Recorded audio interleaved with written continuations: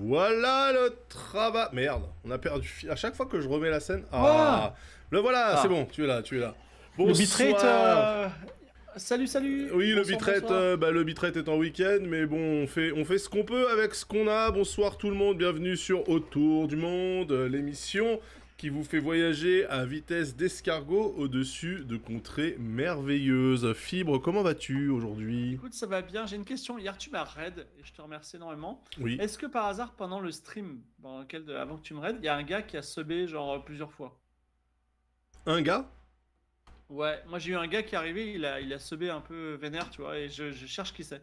Ah non, Donc, moi, y a personne qui a sub chez moi, hein. C'est je tout. cherche, c'est un anonyme. Il y a un anonyme, à un moment, il s'est énervé. Je te dis pas combien de subs il a envoyé, mais il en a vraiment envoyé beaucoup, donc je cherche ces gars-là. Mais en tout cas, je Non, suis content de te c'est voir. pas, C'est c'est super. pas, Bah, c'est on pas va ici que bosser ça là-dessus. va arriver, moi je te le dis, hein. Aïe, aïe, aïe. C'est la crise, mon bon Fibre, à part pour toi évidemment, car bien entendu, Euh, on ne prête qu'aux riches. là, Euh, quoi? Vas-y, bon. dis, Non, non, dis. non, non, non, non, non, non. Trop de soucis. Ah oui, bah je comprends, je comprends.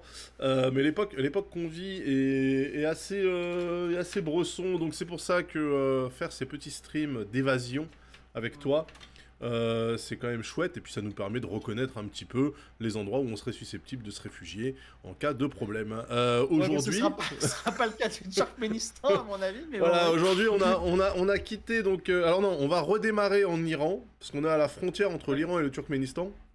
exactement. Donc on a redémarré en Iran et on va passer la frontière ce soir sur un vol de quelques étapes. Il n'y en a pas beaucoup. Et comme j'ai tout préparé parce que je suis quand même un semi-professionnel désormais, je peux te dire que sur ce vol, on aura 1, 2, 3, 4, 5, 6, 7, 8 étapes. Parce qu'il y a une étape, c'est Turkménistan, donc c'est juste pour dire qu'on passe la frontière. Ouais, mais 193 nautiques. Pour les gens qui demandent où est-ce qu'on va, où est-ce que machin, rendez-vous dans Flight Sim tout de suite. On part de l'aéroport, nom de code UTAA, c'est Ashgabat. Donc en fait, Ashgabat, exactement. on démarre au Turkménistan sur l'aéroport d'Ashgabat, on repasse en Iran pour 2-3 étapes et ensuite on rebascule définitivement du côté du Turkménistan. Et merci Pakoun pour le Prime. De toute façon, tous les gens qui sub aujourd'hui, comme d'habitude, je les remercierai en fin de live pour ne pas disrupter, n'est-ce pas, le flow naturel de Fibre Tigre qui a énormément de choses à dire sur le Turkménistan. Pays éminemment connu pour son cheval incroyable, là, Ouais, exactement, le Hakalteke, le exactement. Hakalteke, voilà, Voilà, et la fête du ministère de l'Intérieur, la fête... on va en parler. Alors c'est marrant Alors, parce que c'est marrant qu'on passe par Ashgabat, parce que bon, c'est la capitale du Turkménistan, elle n'est pas prévue dans notre parcours. Et bon, il n'y a pas grand-chose à dire sur cette capitale, mais vous avez certainement vu Aladdin, qui ne se passe pas à Bagdad, mais à Agrabah.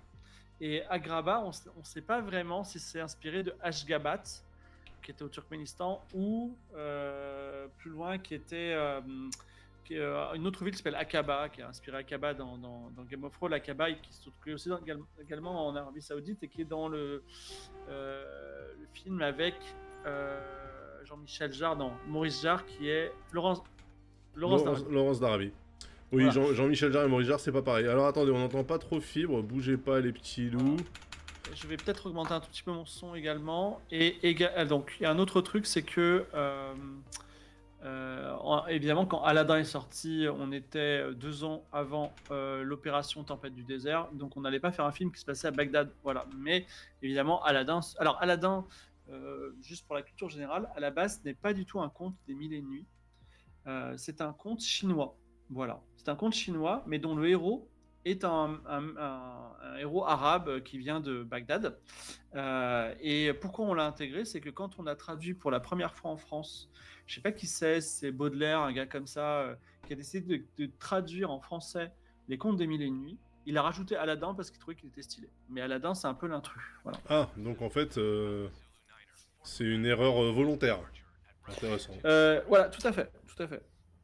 Intéressant. Alors nous voilà, attendez. Je regarde. Bien sûr, rien ne marche.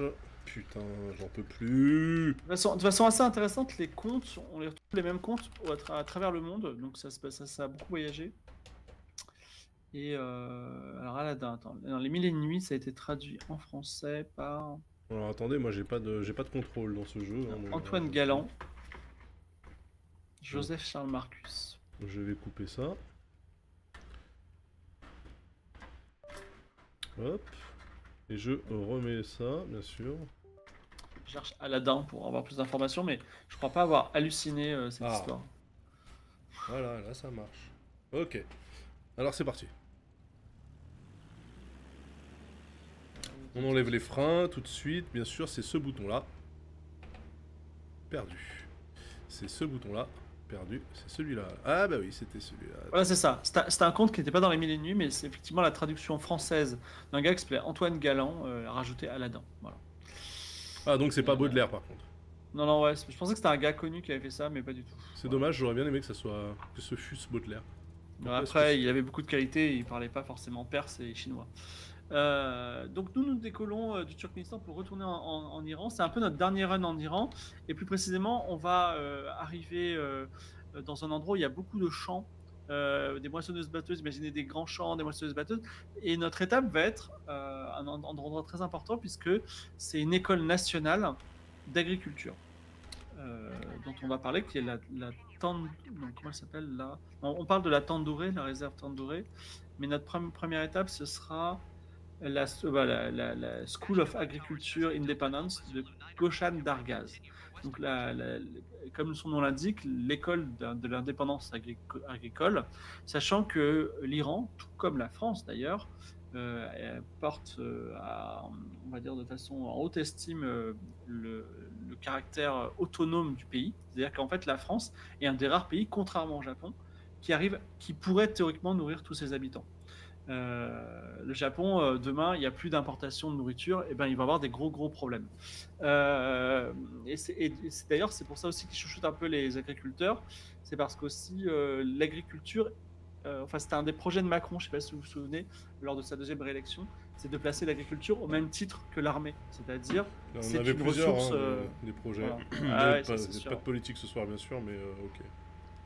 Effectivement, Daz, pas de Joy-Con Drift. Alors non, pas cette fois, j'ai l'impression que ça a l'air relativement cool. Voilà, okay. Donc là j'essaye juste désormais... Cette immense ville, c'est la capitale du Turkménistan. En fait, je sais plus comment fonctionne... Ah bah voilà, non, c'est ça ou pas? Ok, je vais le faire à la main. Et on va commencer par un petit quiz. Alors vous savez que vous avez rigolé à chaque fois, je faisais un quiz, vous disiez pistache, melon, etc. Et on va faire un quiz justement agricole, parce qu'on va faire cette école de l'agriculture.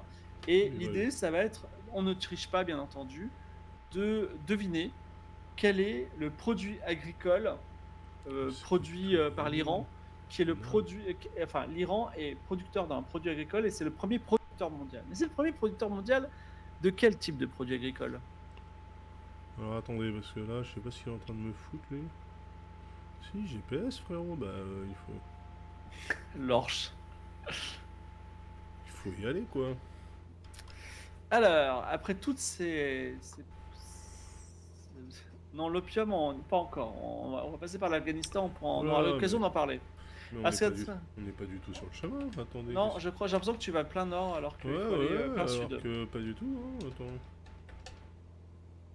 Alors, comme l'on dit au début, l'Iran, et c'est le moment de briller, l'Iran est le premier producteur mondial de pistaches.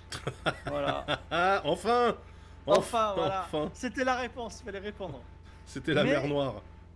Il est le deuxième producteur mondial de quoi? Deuxième producteur mondial de quoi? De quoi? C'est marrant ça quand même, j'ai l'impression qu'on va pas du tout... C'était pas de melon. Du bon côté. De caviar non plus. Caviar ça doit être la Géorgie. Non, on parle d'un produit agricole, parce qu'on va vers l'école de l'indépendance agricole. Le houblon non plus. Premier producteur mondial de pistaches. Deuxième producteur mondial de pastèque, Kefko, exactement. Et sachez qu'il est juste derrière la Chine. Bon, après, c'est difficile de lutter contre 2 milliards d'habitants. Il est troisième producteur mondial de dattes, de noix, d'abricots, mais également d'un autre produit. Et quel est ce dernier produit? C'est quand même marrant ça. Abricot, c'est troisième, c'est déjà ça. Pourquoi est-ce qu'il fait ça, cet avion vraiment? Qu'est-ce qui se passe? Tu as un autopilote qui marche pas? Ouais, j'ai l'autopilote qui bug, mais c'est pas grave, on va se Ouais. démerder tout seul, hein, mais va falloir que je travaille quoi. Ok. Non. Alors, c'est fou, le bon peuple n'arrive pas à trouver de quel produit l'Iran est le troisième producteur mondial. Global Machina a raison. Troisième producteur mondial d'amandes. Voilà. C'est pas terminé, hein, j'en ai plein. C'est le quatrième producteur mondial. C'est le quatrième producteur mondial de quoi? Mais je vais vous donner un indice. C'est le quatrième producteur mondial d'un fruit qu'on n'a jamais cité ici. Mais c'est le quatrième putain de producteur mondial de ce fruit. C'est un fruit qu'on a appris à ne pas manger avec la peau, mais que maintenant sur TikTok, on nous apprend à manger avec la peau. Le kiwi. Eh oui, le kiwi. Le kiwi. Moi je le mangerai jamais avec la peau, le kiwi par contre, hein, excusez-moi, mais... Alors justement, j'ai cherché des différentes techniques de manger le kiwi. Donc il y en a qui le croquent avec la peau. J'ai vu un gars qui enlève le haut. Non, qui le masse d'abord. Genre il masse le kiwi, mais genre un peu violemment. Tu vois. Ah, pour décoller la peau de la pulpe. Voilà. Et il enlève il le décapsule à la main et il l'avale comme ça. Tu vois. Ah, c'est pas mal ça. Ouais, comme ça il mange pas la peau. Après j'ai l'impression qu'il y a beaucoup de liquide. Hein, mais, Bon, on m'a toujours dit que de toute façon la peau des fruits c'était justement la protection qui prenait toutes les merdes. ouais. Donc il faut éviter quand même de manger la peau quoi. Donc le kiwi en plus la peau elle est poilue là, il y a aucun intérêt. Enfin... Ouais, après je sais pas trop quoi dire par rapport à ça parce que tu vois par exemple on dit ouais il faut manger la peau de la pomme tu vois donc je sais pas. Bah ouais, mais enfin faut bien la rincer quand même. Est-ce que tu peux bien rincer un truc avec des poils? Je sais pas. Donc, faudra poser la question à Michou. Pourquoi? Michou. Pourquoi? Ah, t'es pas au Ouais. courant de... Bon, bah non, alors. Vas-y raconte. Non, mais parce Ah oui que... non si Ah, j'ai compris. voilà. J'ai la ref. Non mais je pensais à l'Everest qui a rien à voir mais voilà. Ah non, ça c'est inox. C'est pas lui Ouais. c'est un autre. Oui, tout à fait. Et voilà. Moi les citrons ouais je sais pas trop. Premier producteur mondial de fromage non je crois pas. Qu'est-ce qu'on a d'autre en Iran? Attendez. Bah écoutez, on va se quitter aussi l'Iran. On va revenir un peu sur tous les plats qu'on a mangés en Iran. C'est un peu la fin, c'est adieu l'Iran. C'est le dernier grand pays qu'on traverse de gauche à droite, donc de l'ouest en est. Maintenant, on aura plein de petits pays, ça va être cool. On aura quasiment, en moyenne, les sessions. On va traverser un pays en 2 sessions en moyenne. L'Afghanistan va rester un petit moment, ce sera 3 à 4 sessions, mais c'est vraiment cool parce que c'est pas ici on produit des pistaches, mais plutôt ici il y a un chef de guerre qui décapitait ses ennemis, tu vois, c'est toujours un peu folklorique. Et après on aura l'Inde, et il y a plein de choses différentes. Donc les plats qu'on a vus en Iran, c'est le koresht fenzedjan, donc c'est une soupe. Enfin non, c'est un ragoût de noix, de grenade et de poulet ou de boulettes de bœuf. Voilà. On est passé. Il y en a qui le font avec du canard. Évidemment, il y a le plov dont on a parlé. Le plov ou le plov, c'est le. Il y a d'autres noms, mais en gros, c'est le riz pilaf ou le riz avec du poulet. En vrai, le riz avec le poulet, c'est un peu le plat universel. J'ai l'impression qu'on en mange partout dans le monde et j'avoue. Quand j'ai du riz, parfois je mange du poulet avec, c'est trop bon. Voilà. Non mais c'est vrai. Chaque pays dit avoir inventé le riz. Ouais, je sais pas. Quoi? On a des rizières en France? Ah, peut-être en Camargue. Peut-être en Camargue. Ouais, bah alors figure-toi que j'ai fait un jeu de rôle avec Arte sur la France en 2050 et avec le réchauffement climatique, ils prévoient de cultiver du riz sur les berges de la Seine, tu vois. Donc Ah ouais. en Normandie, tout ça. Ouais, le riz poulet c'est vraiment bon quoi. Parce que c'est marrant parce que d'ailleurs le KFC ils font riz frites. Et je pense que s'ils faisaient riz frites, ils font poulet frites. Mais en vrai, s'ils faisaient poulet riz, je pense que ce serait vraiment fort quoi. Mais bon. Et je crois qu'ils le font en plus. Ouais, c'est vrai, ils font du riz. Genre en Inde ou un truc comme ça, il me Ah. semble que.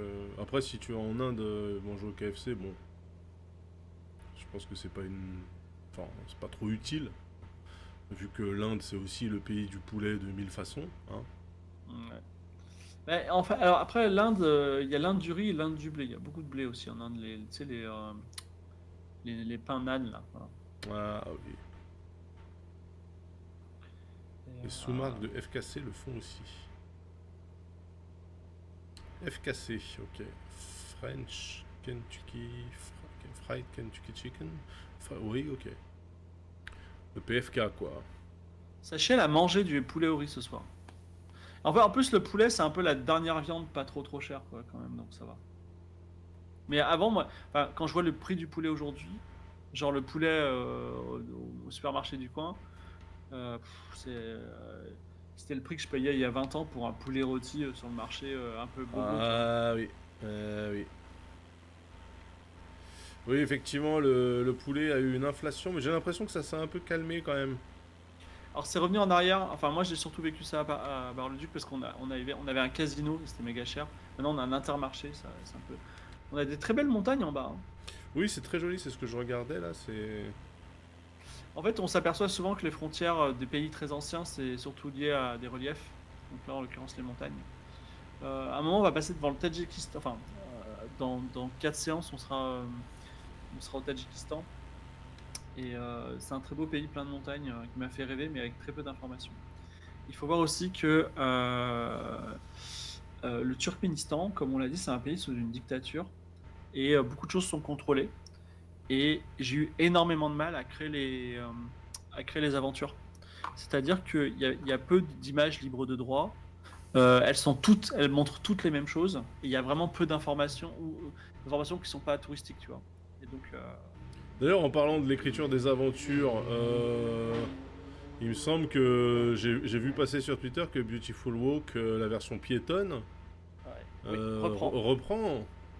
Ouais, se reprend, ça me fait plaisir. Elle sera payante malheureusement, mais on a fait un pay what you want. Et puis à la fin de l'année, ben, je sais pas, je gagnais genre 800 euros et j'avais, je sais pas, 2000 € de facture serveur, tu vois. Donc à un moment, on pouvait plus tenir et c'était vraiment un projet, un gouffre financier, tu vois. Donc là, on s'est dit bon, tu sais quoi, on va prendre un mini serveur et les gens ils paieront pour jouer. Voilà. C'est pas grave.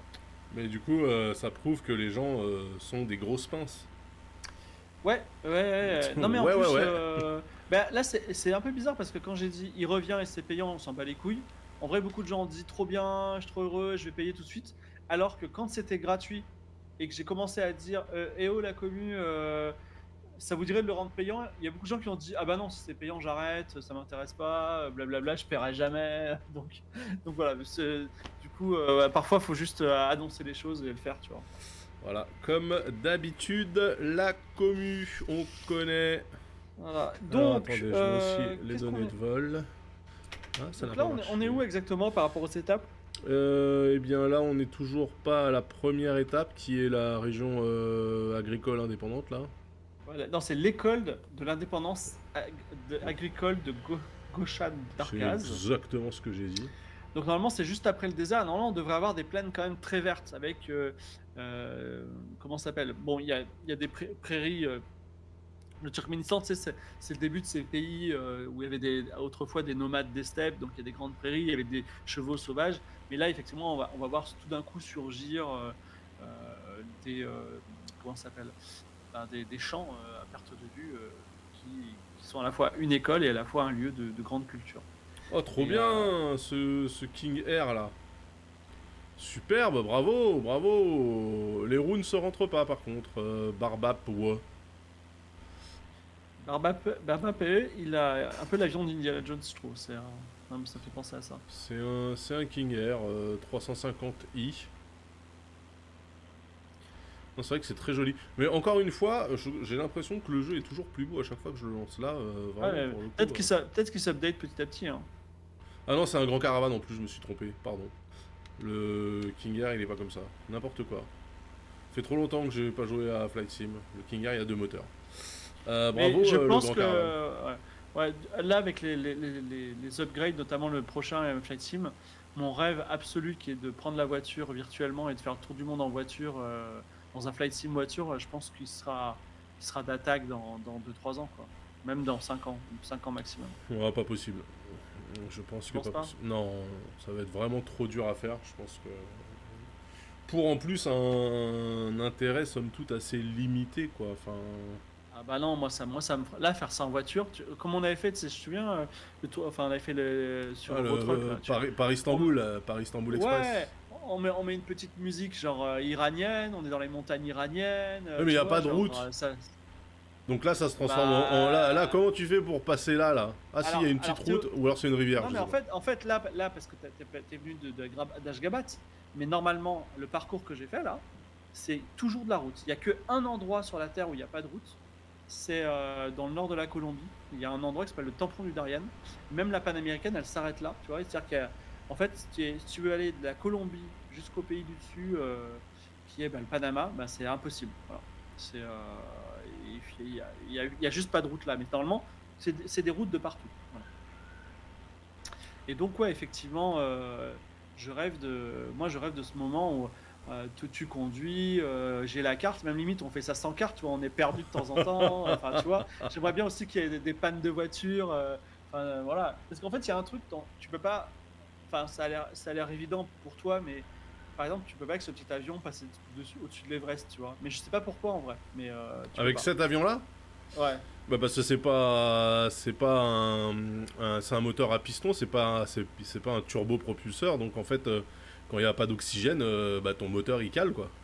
Ouais, mais tu vois, je pense que si demain il y a un simulateur de voiture, il prend pas en compte, tu sais, quand tu es sur une montagne et tout d'un coup il y a moins d'oxygène, par exemple. Mais voilà. Dans un simulateur de voiture, non, oui, non, il y en a aucun. Bah déjà, il y a aucun simulateur qui te propose de faire de la montagne. Ouais. Mais c'est comme si tu traversais une rivière avec ta bagnole. Bah, si l'échappement il est pas déporté au-dessus du capot, il y a des chances que tu galères un peu quand même. Non, c'est pas une question de portance, puisque on vole à. On peut voler à 10 000 mètres d'altitude et on a de la portance. Donc c'est une question de vitesse. Ouais. On Et n'a pas puis, assez de et vitesse et il même, n'y a pas ouais, et assez, y puis, a pas assez d'oxygène quoi. ouais, c'est ça, que je pense que l'oxygène il est plus lourd, donc il est en bas, quoi. Donc, euh, qu'est-ce qu'on a? À 50 000 mètres? Non, c'est. Non, 50 000 Ok, mètres, il n'y a anyway, aucun avion qui vole à 50 000 mètres, les gars. peut-être un jour. Donc, On est à 10 nautiques du premier point, donc je le rappelle, hein, le premier point qui est normalement, c'est un bâtiment seul tout au milieu de nulle part, School of qui est Agriculture. Ouais, ouais, l'école ok. d'agriculture, voilà.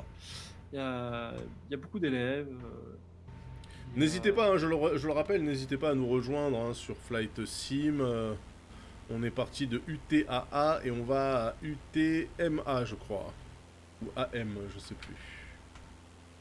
On va à UTAM, à Mary.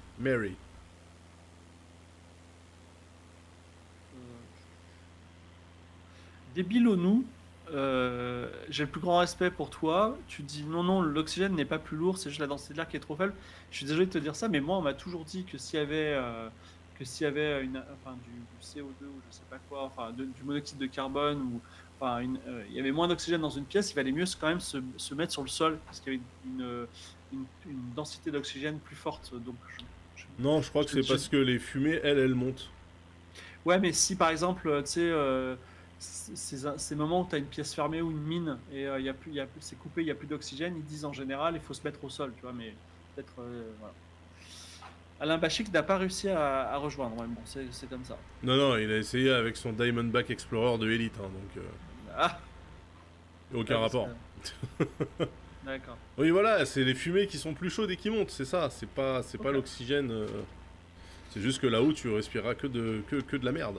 Si Ciné dit le CO2 est plus lourd que l'oxygène, bon, bah, voilà. Mais l'azote, il est plus léger peut-être, tu vois. Parce qu'en fait, non, mais en fait, l'oxygène, il n'y a que 21, quelque chose de pourcentage d'oxygène dans l'atmosphère, tu vois. Donc, Oui, dans bref. l'atmosphère qu'on respire, oui, tout à fait, tout à fait. Ah, tu vois, dans le cas d'une fuite de CO2, tu veux surtout pas rester au sol. Ah oui, CO2. Moi, je confonds avec le, ouais, bref, en tout cas, peu importe. Euh, nous retournons à nouveau, nous avons franchi cette frontière naturelle. Et les frontières naturelles sont très importantes. Qui comprend la géographie comprend l'histoire, j'aimerais vous dire. C'est-à-dire qu'effectivement, on a l'impression d'être sur Dune un peu, hein. Ah ouais, là, c'est C'est, 100% Arrakis, hein, ouais. au bon lait de brebis. Là, vraiment, regardez le lit des rivières. Peut-être est-ce une route, nous ne saurons Ouais, je jamais. pense que Ah, c'est la fameuse route là, je pense. regarde, il y a des champs. Ouais, bah c'est l'endroit où il y a des champs, hein, il y a aussi tu verras des endroits merveilleux dans quelques temps, enfin dans quelques années ou semaines ou mois. C'est un moment où on sera au Pérou et vraiment c'est fou parce que c'est très plat et à un moment ça monte direct quoi. Et Hmm. là on se rend pas compte mais quand on est au sol, on est entouré de montagnes hyper hautes quoi. C'est voilà. Bon, alors là, par exemple, on est actuellement à 1850 mètres d'altitude, hein. Bon, donc les montagnes hyper hautes, bon, des montagnes, ça c'est sûr.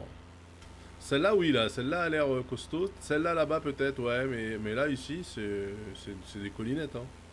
Est-ce que je peux faire intervenir, puisque nous sommes en train de quitter l'Iran, Kratu quelques minutes, Bien sûr, quelques bien petites minutes. sûr. Est-ce que Kratu, tu peux venir, mais hors champ de caméra, pour je t'interviewe. Est-ce que tu as des spécialités culinaires d'Iran à nous proposer? Faut que tu passes de ce côté-là pour parler dans le micro. Genre que j'ai déjà fait ça. Ouais. Non, mais pas forcément que tu aies déjà fait, excusez-moi, Maïté. Mais est-ce que tu as juste des générateurs? Attention, voilà. Tu vois ou pas? T'apparais là. Voilà. Hein, Oui. ok, donc, Kratu, vas-y. Il y a un sacré décalage, dis donc. Oui, il y a un petit Non, décalage. non, parce il regarde le stream, il regarde pas le. Il faudrait que tu regardes ça, là, tu vois. Mais, voilà. Donc, Kratu, est-ce que tu as des spécialités à nous donner? J'ai fait une fois du riz au bijou. Du riz au bijou? Ouais. C'est quoi? C'est du riz avec de l'écorce d'orange, de la graine d'épinette. C'est multicolore, c'est pour ça que c'est fait comme ça. C'est bon? Bah, moi, ça m'a pas trop plu, c'était trop sucré pour moi. Ok, un autre plat? Le tadig. Qu'est-ce que le tadig? Le tadig, J'en ai parlé, mais qu'est-ce que le tadig, c'est Kratu? très bon. C'est du riz cuit à l'étouffée et doré sur le dessous qu'on démoule comme un gâteau de riz, mais c'est pas sucré. Mhm. Et j'avais fait aussi, tu sais, l'espèce de tourte de riz là, fourrée au poulet. Tu te On rappelles? mange iranien tous les jours et J'ai eu une grosse période iranienne. on fait la prière 5 fois par jour. Ouais. Je sais plus comment ça s'appelait. par contre. Et j'avais aussi fait l'omelette aux herbes. Tu te rappelles de l'omelette aux herbes? Après, l'omelette aux herbes, est-ce que c'est vraiment iranien ou est-ce que tous les pays du monde font des omelettes aux herbes? Bah, elle est très très riche en herbes. Hein. Et le truc qui ressemble à une pizza, genre une deep dish de Chicago, mais il y a des œufs dessus. Qui ressemble à un œil en fait, géant. Ah, le ketchapouri? Ouais, ketchup, C'est pas iranien, c'est quoi? c'est géorgien. D'accord, bon, on reviendra. Ah, bah, Bon, bref. Pardon. Le tadjik est très bon. Moi, enfin, il y a que moi qui Tadjik, le ouais, mangeais. c'est bon. En fait, le tadjik, c'est du riz, c'est du riz comme dans un, comment ça s'appelle, dans un pays où il y a plusieurs riz. Mais genre, tu le fais cuire genre méga fort. Il y a de la matière grasse dans le fond et c'est doré au fond. Ok. Bon. Eh bien, Mais- merci mais- beaucoup, mais- Kratu. mais- De rien. Mais bon, vous le faites, au rice cooker ou vous le faites comment ce truc-là? Elle l'a fait au rice cooker, tout à fait. non, Ok. pas du tout. Ah non, elle l'a pas fait au rice cooker. C'est pas au rice cooker. D'accord. En tout cas, le mien ne se faisait pas au rice cooker. Bref, merci Merci, Kratu. Kratu. Kratus, tu peux nous faire 2-3 plats du Turkménistan d'ici la semaine prochaine. Voilà. Alors attends, parce que là on a passé. Je peux prendre mon livre, si tu veux, de cuisine farce. En fait, alors je t'annonce, Daz, que je serai pas la semaine prochaine. Je vais à un festival, alors j'allais dire de gens de droite, mais ou voire même plus, mais je vais au Hellfest, voilà. Donc je serai pas là. Toi, tu vas au Hellfest? Eh ben, je suis invité, donc j'ai dit, tu sais quoi, ça va m'enrichir. Je vais vivre une expérience nouvelle. Ok. Je vais voir de visu ces personnes. Ça me changera un peu de la nourriture iranienne et voilà. D'accord, bah ok. Bah très bien. Putain, fibre Hellfest alors là. Non mais c'est ça. Alors je n'aime pas la musique métal, donc. Bah, j'y t'aimes pas vais la avec, musique métal, t'aimes pas le monde, donc. Ouais, c'est ça. Ça fait quand même deux Non, mais- raisons de pas y aller, mais ok. Ouais, mais tu sais, t'es hébergé, tout ça, et je me suis dit, je viens avec un PC, je viens avec des antihistaminiques, c'est un chat. Au pire, je serai en train d'écrire à la campagne, et voilà. Tu vois. D'accord. Donc, Alors là, on a passé, par contre, excuse-moi, mais on a passé un bled qui s'appelait Nokandan et. Ah merde, déjà? Bah oui, et là on va à Dargaz. Ah merde, à Nokandan, mais non, alors, attends, c'est un peu loin. Ah non, putain, c'est à 13. Ah oui, parce que Nokandan, c'est à 7 km simplement. Donc Nokandan, est-ce qu'on peut le voir ou pas? C'est trop tard? Bah on peut Parce que essayer, normalement, mais. il y a une tour ronde à côté, c'est un château qui a 1000 ans. Ah bah Et oui, qui- regarde, on le voit. Oh, incroyable! Je suis content de le voir. Mais par contre, Oh. on voit qu'il y a un truc rond. Là, à droite. Ouais. Mais ils ont pas construit par-dessus, quoi. Ouais. Et bah oui, c'est un château qui a 1000 ans. Et en fait, Nokandan, c'est une ville un peu particulière. On parle turc là-bas. Et la population est plutôt âgée. C'est vraiment Enfin, les gens sont vieux, quoi. C'est ça. Ils sont quand même paysans parce qu'il n'y a pas de retraite là-bas, donc il y a des vaches, des moutons, des chevaux, il y a il y a des champs, hein. Et le château, c'est une belle tour de pierre et il est entouré de jardins magnifiques avec des plantes anciennes Eh ben oui, c'est et ça. des nouvelles. Il y a beaucoup de plantes dites succulentes. Je ne sais pas si vous savez, c'est des plantes du désert, voilà. Et les gens disent que peut-être ces plantes, c'est le vestige des jardins suspendus de Babylone, mais parce que c'est des jardins en étage, etc.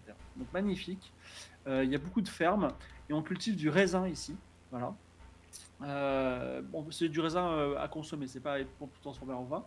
En vin, voilà, c'est ça. Et également, on mange ici, il y a une spécialité, c'est la glace. La glace, et notamment la glace à la pistache. Il y a aussi des Ah, glaces au safran. ça tombe bien. Voilà, il y a des glacés au safran et à la pistache. Et effectivement, c'est là que se trouve. Comment ça s'appelle? Il y a un article du National Geographic qui le prouve, c'est qu'à Nokandan, cette petite ville à la tour ronde, il y a le meilleur glacier de tout l'Iran. Parce que le lait qui est dans la glace est fait avec les animaux qu'on voit à côté. Voilà. Et donc, la meilleure glace de l'Iran, c'est la glace pistache safran. Alors que nous allons vers Dargaz. Voilà. Exactement, Dargaz dans 2,3 nautiques, n'est-ce pas? Déjà, c'est incroyable. Alors, effectivement, j'imagine que c'est un village qui se trouve soit au contrebas d'une montagne, soit sur une montagne, ce qui fait un petit peu froid. Et on est vraiment sur l'ultime frontière naturelle qui sépare du Turkménistan. Donc, il y a beaucoup de fermes culture, d'élevage, il fait froid. Et si vous arrivez dans la ville, ce qui est intéressant, c'est qu'il y a beaucoup de peaux de moutons qui sèchent un peu comme des vêtements, voilà, et qu'on voit parfois sur sur les maisons. Et on peut acheter du fromage, des noix. On peut aussi acheter effectivement une peau de mouton comment ça s'appelle, qui protège les promeneurs qui vont dans la montagne pour se balader, tu vois. Mais notamment, ils ont une spécialité, c'est que tu peux acheter des peaux de mouton qui ont des motifs, enfin qui sont brodés, tu vois. Donc c'est une peau de mouton naturelle, mais elle est brodée avec des motifs rouges, verts, dorés, etc. Eh bien Donc voilà, nous sommes juste au-dessus, je crois. voilà, je pense que j'en achèterai un jour si je peux. Voilà. Et je suis désolé, on est dessus. Comment ça s'appelle? Dargaz. Voilà, en fait, la montagne qui est en dessous de Dargaz, qui est si froide, donc normalement il y a une montagne. Voilà, cette montagne, ça a pour nom la montagne de Dieu. Voilà. Et il se trouve que comme dans Skyrim, il y a un très long escalier de pierre qui serpente pour arriver au sommet de la montagne de Dieu. C'est un ouvrage qui a plus de 2000 ans et ça s'appelle le Grand Escalier. Le Grand Escalier, tu vois, un peu comme le Big Mac dans Pulp Fiction.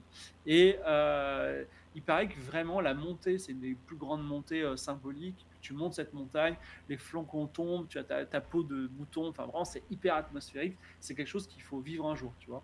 Et enfin, euh, il y a à Dargaz un palais écroulé. Voilà. Et il y a ce qu'il y a dans le palais écroulé, il y a un endroit qui s'appelle les inscriptions rares. Voilà. Donc en gros, c'est un rocher qui est dans le palais écroulé, un rocher, et il y a plein de petites écritures, et c'est du turc, et ce sont des petits poèmes. Voilà. Mais on n'a pas vraiment réussi à traduire ça encore parce que c'est une forme de turc très ancien. Et pourquoi du turc? Je vous l'ai dit tout à l'heure, Nokandan, il parlait turc. C'est que, à un moment, tout l'Iran parlait turc parce qu'ils étaient sous colonisation iranienne. Et en fait, cette région-là, elle parlait turc très très longtemps. Et d'ailleurs, un indice, nous allons vers le Turkménistan. Donc, Ouais. voilà. Alors que la prochaine étape, ce sera Loftabad. C'est ça? C'est une très bonne question et je vais te le dire tout de suite. C'est tout à fait ça. Loftabad, dernière étape iranienne, je répète. Exactement. Dernière tellement étape vite. iranienne. Ah bah non, mais là c'est le Cessna. Mais là on est à bonne altitude. Oh non, putain, ça recommence le J-Con Drift. Ah ah. Donc Ah, Loftabad. sa mère. On redescend la montagne de Dieu. Normalement, on voit au loin le Turkménistan très plat, très vert, voilà, etc. Et c'est là que se trouve effectivement, comment dire, Loftabad, donc c'est le dernier avant-poste. L'Iran, c'était des magnifiques paysages. J'espère que vous ne virez pas. Et il y a un vieux bâtiment juste avant le poste frontière, et c'est un temple avec des minarets. Non, mais c'est bon, en fait, ça remarche. C'est très bizarre ce qui m'arrive en termes de contrôle sur ce jeu de con. Très très bizarre. Donc, Ça plusieurs choses. J'ai deux choses à vous dire. Un petit truc, une petite question. Donc, ici, il y a la tombe ornementée. Il y a une tombe très belle du fils du fondateur d'une des premières écoles islamiques. Et on peut pas vraiment le visiter. C'est un endroit un peu sain et surtout, il y a pas trop de touristes là. C'est-à-dire qu'on est à la frontière du Turkménistan, qui est un pays compliqué, et personne ne va si loin dans l'ouest, dans l'est de l'Iran. Euh, il y a également, en fait, des premières forêts ici. Et je ne sais pas si vous vous souvenez, quand on a traversé la Turquie, on avait des paysages quasi suisses, c'est-à-dire des grandes, Je enfin, m'en rappelle, je m'en voilà, rappelle. des stations de ski, des ruches au milieu de conifères, etc. Ben là, c'est ça, c'est-à-dire que quand on arrive au Turkménistan, on sort du désert et qu'est-ce qu'on voit? On voit des bouleaux, on voit des chênes, on voit des rivières, tu vois. On a l'impression à nouveau d'être à moitié dans le Colorado, à moitié en Suisse, tu vois, dans des pays un petit peu étranges, on dirait pas du tout en Asie mineure. Il y a un bâtiment, par contre, de gypse qu'on va peut-être voir qui est grand et carré, juste avant la frontière. Euh, un grand bâtiment carré. Et j'ai envie de vous dire, à quoi sert à la frontière un grand bâtiment carré? Voilà, carré vide. Déjà, est-ce qu'on le voit? Je pense que la zone en question, c'est devant nous.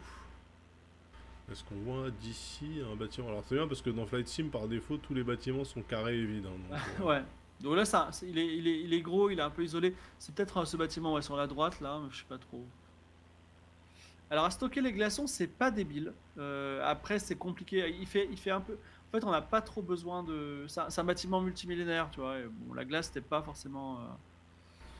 C'était pas une balance. C'est beaucoup trop gros. C'est pas un garde-frontière non plus. Ça aurait pu être un piège avant, on en a parlé, mais non, ce n'en est pas parce que les pièges avant sont ronds. Là, c'est carré. Ce n'est pas un mausolée. On stockait des choses qui sont pas des cadavres ni des humains, ni des choses vivantes d'ailleurs. Ah, mais c'est un truc pour les épices. C'est pas un truc pour les épices. Là, il y a un parking en bas. Ah ouais, ça c'est peut-être juste avant le poste frontière, quoi, ce gros parking. Et après, Alors bâtiment carré. c'est pas un grenier, c'est pas du fromage. Vous parlez beaucoup de fromage ce soir, alors qu'il n'y a pas beaucoup de fromage. Il y en a un petit peu, effectivement. C'est vrai, le fromage iranien n'est pas très connu. Un séchoir, un grenier, non, non plus. Un truc plus basique dans les besoins, tu vois, dans les besoins basiques. Ah, pour l'eau. Exactement, c'est un Un grand réservoir d'eau château très d'eau. pur.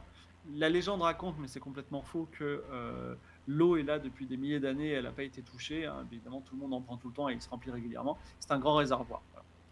Alors que nous Nous passons virons. effectivement sur l'Oftabad et nous allons vers la frontière qui est à 2 km au Turkménistan. J'aimerais qu'on fasse un petit retour sur l'Iran. C'est un pays, ça a été très long de traverser l'Iran. On a vécu l'ouest de l'Iran, plein de montagnes, très froid, en pleine guérilla du Kurdistan. On a vécu l'Iran de Téhéran, très touristique, avec beaucoup de parcs naturels, beaucoup de plantations de nourriture. Et on a vécu l'Iran finalement de l'Est, qui est très ancien, avec beaucoup d'histoire, beaucoup de philosophie, beaucoup de peuples différents. Souvenez-vous des Aryens, souvenez-vous comment ça s'appelle à un moment, il y a une ville, la ville des mages, je ne sais pas si vous vous souvenez. Euh, c'est un pays vraiment très contrasté, très intéressant, très beau. Vous avez le droit de maudire en fait finalement l'influence des pays, les géopolitiques qui fait que c'est un Occidentaux. pays compliqué. Voilà. Enfin, occidentaux, pas tellement, parce qu'aujourd'hui, le pays qui fout la merde aussi en Iran, c'est la Russie, malheureusement, tu vois, parce qu'ils sont très proches de la Russie, et la Russie a tout intérêt est-ce que les Américains mettent pas un pied dedans, tu vois, mais voilà, en tout cas, c'est un pays très beau, que j'espère voir un jour de mes yeux. Voilà. Et nous arrivons effectivement au Turkménistan, un pays qui n'est pas simplement un pays sauvage de prairies de chevaux, clichés, reportages de voyage, tout ça, etc. C'est un pays très fermé, tourisme très encadré, une dictature, peu d'informations. L'ancien président a été nommé dictateur à vie, souvenez-vous. C'est l'inconnu, c'est le danger. Ce ne sera pas le pays le plus difficile qu'on traversera, mais on commence à rentrer dans des pays qui sont compliqués. Voilà. La Turquie était un petit peu compliquée. Là, on est vraiment dans des pays, il ne faut pas bouffer, quoi. Eh bien, ça tombe bien, car nous ne mouvetons jamais. On va descendre un Alors, petit peu parce que j'ai pas l'impression qu'il y ait beaucoup de montagnes ici. oui, bah tu sais, c'est le cliché, tu sais, des steppes, les chevaux, les nomades, tu vois. C'est pas encore les yurts, mais c'est un peu le délire, tu vois. Ouais. Alors que dans 40 kilomètres, notre première étape, ça s'appellera la ville, alors j'entends déjà Kratu rire, la ville de Kaka. Voilà. Alors, ça s'écrit pas comme ça. Alors, Kaka, K-A-A, K-H-K. Ça doit se dire Karka. Kaka. Ouais. Alors, c'est intéressant parce que il y a déjà, entre le poste frontière de l'Iran et le Turkménistan et la ville de Kaka, il y a une autoroute. Une autoroute qu'on va suivre. Et la question que je vous pose, cher chat, c'est quelle est la spécificité de cette autoroute qui mène à Kaka? Je pense Elle a une- que ouais, c'est cette route qui est là, voilà, ouais. Voilà. Et cette autoroute, elle a une spécificité structurelle. Quelle est-elle? Non, alors il y en a qui dit 12 voies et l'autre il dit une seule voie. C'est la moins empruntée du monde. Non, elle est merdique. C'est pas. Voilà, elle est glissante. Exactement, Bidou. Elle est en terre. C'est une autoroute de terre. Mais c'est une autoroute. Mais comment c'est possible? C'est une autoroute en terre. C'est juste que le président dictateur l'a dit, c'est une autoroute. Donc voilà, c'est une autoroute. Ah ouais, Euh, c'est vrai en plus. Voilà. Et ce qui est marrant, c'est que, et d'autant plus depuis comment ça s'appelle, depuis l'embargo russe, en fait, normalement, théoriquement, aucune marchandise ne sort et ne rentre en Russie. Évidemment, tous ces pays-là, ils exploitent à fond, Bah oui. les détours. Et là, en ce moment, si vous allez sur cette autoroute, vous verrez beaucoup, mais c'est historique, hein, il y en a toujours eu, des camions immatriculés russes avec des écritures russes, des camions de transport de marchandises, voilà, qui vont alimenter la Russie. Et également, à côté de l'autoroute de terre, si on aiguise nos yeux, vous verrez une voie de chemin de fer rouillée où circule lentement un train du Turkménistan. Quelle est la spécificité de ce train? Ce train a quelque chose de très spécial qu'on n'a pas en France. Alors que quand tu lèves la main, ouais, c'est quelque chose qu'on ne voit pas en France. Il est en terre, non. Il est très long, un petit peu. Alors, Clem Alex a raison, c'est un train à vapeur. C'est encore un train à vapeur, c'est quand même extraordinaire. On en verra d'autres, hein. On en verra même en Colombie ou au Panama, mais parce que c'est un pays que je fais en ce moment, donc je m'en souviens bien, mais je sais qu'il y a plein de moments où il y a encore des trains à vapeur. Il y a des trains à vapeur à côté, voilà. J'ai l'impression que c'est plutôt ça l'autoroute, hein. Ouais, c'est ça parce que là. Bon, bah là, on comprend pas trop. Alors que là, ça a quand même l'air d'être une route.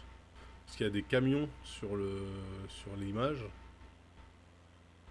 Et sur la texture, il y a parfois des petits camions. Ah oui. Donc peut-être que ça, c'est le chemin de fer, du coup. Ouais, voilà.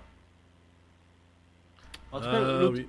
l'autoroute est censée être en terre. Après, peut-être que depuis, ils l'ont bituminé, mais tu sais, Bouygues a toujours travaillé beaucoup avec ces pays-là, mais... Ah oui, voilà. toujours les meilleurs, toujours dans les bons coups, ceux-là. On y est dans 5 minutes à Karka. 5 minutes. Ouais, Kaka. Non, 2 minutes 30, pardon. Je sais pas comment on prononce le KH, là. C'est un Le KH arabe. AKH, bah, je pense que c'est Ar. Karka. Karka. Ok, Karka. Donc, vous verrez des maisons en pierre. Des habitations, on n'est pas loin. Alors, je suis désolé de dire ça, les Turkmènes qui nous regardent et le président du Turkménistan qui nous regarde. Il y a vraiment des beaux endroits dans le Turkménistan, très très beaux. Mais bon, Karka, on n'est pas loin du bidonville, hein. Il y a aussi avec l'influence russe et les fonds russes, des habitations qui sont plutôt standardisées, qui sont de l'ordre du HLM. C'est ces espèces de grosses barres là, tu vois, partout dans les pays soviétiques. Et au centre de la ville, il y a un bâtiment carré, un grand bâtiment carré. On parle russe. Vous mangerez à Karka une soupe à la tomate, c'est la spécialité. Et il y a, on va parler de ce bâtiment carré où, je vais vous donner quelques indices. Donc la question c'est qu'est-ce qu'on fait dans le gros bâtiment carré qui est au centre de Karka, sachant qu'il faut faire la queue pour entrer. Voilà. Donc déjà c'est pas une prison. Non, c'était pas une prison, c'est un endroit où il y a une grande queue pour entrer. C'est un marché, c'est une chasse d'eau, ministère de l'Intérieur. Je suis désolé, j'ai l'impression de ne pas être respectueux du Turkménistan, c'est un pays merveilleux. D'accord. On distribue à manger, n'exagérons pas, les négligences d'ambassade, non. La CAF, ça n'existe pas. Quoique ça peut exister en fait. Charbon pour le train. Prière. Ah oui, une mosquée, c'est une mosquée. Et comment ça se fait, Das, que ce soit figé là? Parce que j'ai fait de la merde, voilà. Pardon, j'ai fait un clic droit sur la fenêtre. Je pense que c'est une mosquée. Alors ce n'est pas une mosquée, parce que... alors, je ne sais pas quel est l'état des religions au Turkménistan, mais avec l'influence soviétique, tu sais, l'opium, la religion étant l'opium du peuple, je suis pas certain. D'autant plus que le nouveau président, il est un peu mystique. Donc voilà. Alors, en gros, vous trouverez pas, c'est une usine de coton. Et en fait, qui est vraiment l'endroit qui apporte en économie tout le... C'est peut-être ces gros hangars là-bas qu'on voit. Ouais, c'est ce que je me disais. Une grande usine de coton où tout le monde travaille pour, j'imagine, éplucher du coton. Je sais pas trop comment ça marche, mais tu reçois le buisson de coton et t'en fais du coton. Quoi. Voilà. Filer le coton. On file le coton. Et voilà, nous quittons Karka. Karka, il y a quand même deux choses qui sont intéressantes. Il y a des sites archéologiques russes qui remontent au néolithique. Donc, il y a des amulettes précieuses. Voilà, il y a plein de choses qui datent du préhistorique. Et il y a également un site très ancien. Alors, le site s'appelle Abiverd. Un autre nom s'appelle Dara. C'était la capitale autrefois d'un peuple qui s'appelait le peuple Parthe. Et c'était un peuple qui appartenait aux Perses qui étaient en Iran. Donc ils étaient à Karka avant, quand Karka s'appelait Dara. Voilà. Et aujourd'hui, c'est une histoire qui est un petit peu effacée, un peu effacée parce que ça convient pas à la dynamique du pays actuel, tu vois. Mais à noter que sans prendre la défense de Saddam Hussein, par exemple, en fait, ce que je voulais dire, c'est qu'il y a deux types de dictateurs. Il y a des dictateurs qui essayent un peu d'effacer l'histoire en mode l'avenir est plus intéressant que le passé. Et puis il y a des dictateurs comme Saddam Hussein qui se basent sur le passé, genre Bagdad, Babylone, etc., pour valoriser la puissance de leur pays. C'est pas tous les dictateurs qui font ça un peu quand même en fait en ce moment là. Alors je suis pas une grosse expérience de dictateur, tu vois. Je sais pas ce qui se passe par exemple en Corée du Nord, mais je dirais qu'au moins il y a les deux exemples, quoi. Voilà. Les Parthes ont bien fait chier les Romains. Les Parthes, grands rivaux des Romains à l'Est. Ben voilà. Ils ont bien fait chier les Romains à part. Je crois que ça doit être une contre-patrie parce que tout le monde dit ça, mais bon. Oui, attends. Donc. Chier les Romains à part. Non, je crois pas. Hein. Je crois que c'était un vrai truc. Hein. Et j'ai l'impression que tu vas très très vite, mais bon. Dans 40 km, on sera à Douchak. Ben, en fait, je vais pas vite. Hein. Je vais à la vitesse que me permet ce frêle esquif. 115 nœuds. C'est vrai que c'est peut-être un peu plus rapide que la dernière fois. Alors, 40 km de marche pour aller de Karka à Douchak, qui est notre prochaine étape, Douchak. Et on longe encore le chemin, le train à vapeur, tu vois. Et d'ailleurs, le train à vapeur qu'on va croiser 3 fois par jour, et comme c'est un train qui va pas très vite, quand les gens marchent le long de la route, souvent on peut dire bonjour au conducteur. C'est vraiment quelque chose d'un peu étrange. Et Là, Douchak, c'est la route hein, qu'on... Voilà. Douchak, c'est un petit village. C'est un petit village qui est centré autour d'un d'un établissement qui dispense biens et services. Et j'ai envie de vous dire, quel est cet établissement? Quelle est la nature de cet établissement? Un hôtel, bien sûr. Ce n'est pas un hôtel, parce qu'il vend aussi des biens. Un hôtel avec une boutique de souvenirs. Ça pourrait être ça. Un PMU, une maison close, très bien. Alors non, maison close, ça aurait pu marcher. Non, biens et services. Un supermarché, exactement Maxi Route, une pompe à essence, d'ailleurs, une station-service. Douchak, c'est la grande station-service, un petit peu qui est après la frontière, donc comme 80. Il faut imaginer qu'autour de nous, même si l'écran il est un peu couleur sable, c'est beaucoup de pâturage avec des chevaux parfois sauvages. Et il y a même, si vous aiguisez un petit peu vos yeux, des campements de tentes ici et là. Il y a encore une tradition nomade. Voilà. Il y a également, il faut le dire, comment ça s'appelle encore des fouilles archéologiques. Mené par qui, du coup? Eh bien, c'est une bonne question. Très beau, très belle question, Daz. Merci pour cette question. J'ai envie de vous dire, quel pays a eu l'autorisation par le Turkménistan de mener des fouilles archéologiques à Douchak, non loin de la station essence? Eh bien, je dirais la Russie, bien Ce n'est sûr. pas les Russes. J'ai même le prénom de la personne qui dirige ces fouilles. Ok, donc c'est la France. C'est la France et la personne qui s'en occupe s'appelle Olivier. Voilà. C'est tout ce que j'ai. J'ai lu un article là-dessus et c'est encore un site néolithique. Voilà. La France, hein, on est toujours dans les bons coups, quand même. Voilà.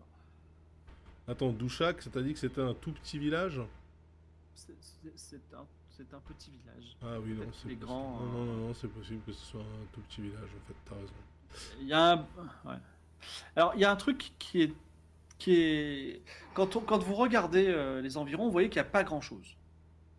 Et à Douchak, à 20 km de Douchak, normalement, si on pourrait le voir, il y a un bâtiment rond, assez grand, qui profite du fait qu'il n'y ait pas grand monde pour faire son activité. C'est la première fois qu'on croise ce type de bâtiment, mais on va en croiser quelques-uns dans les pays environnants. Et j'ai envie de vous poser la question, quelle est la fonction de ce type de bâtiment?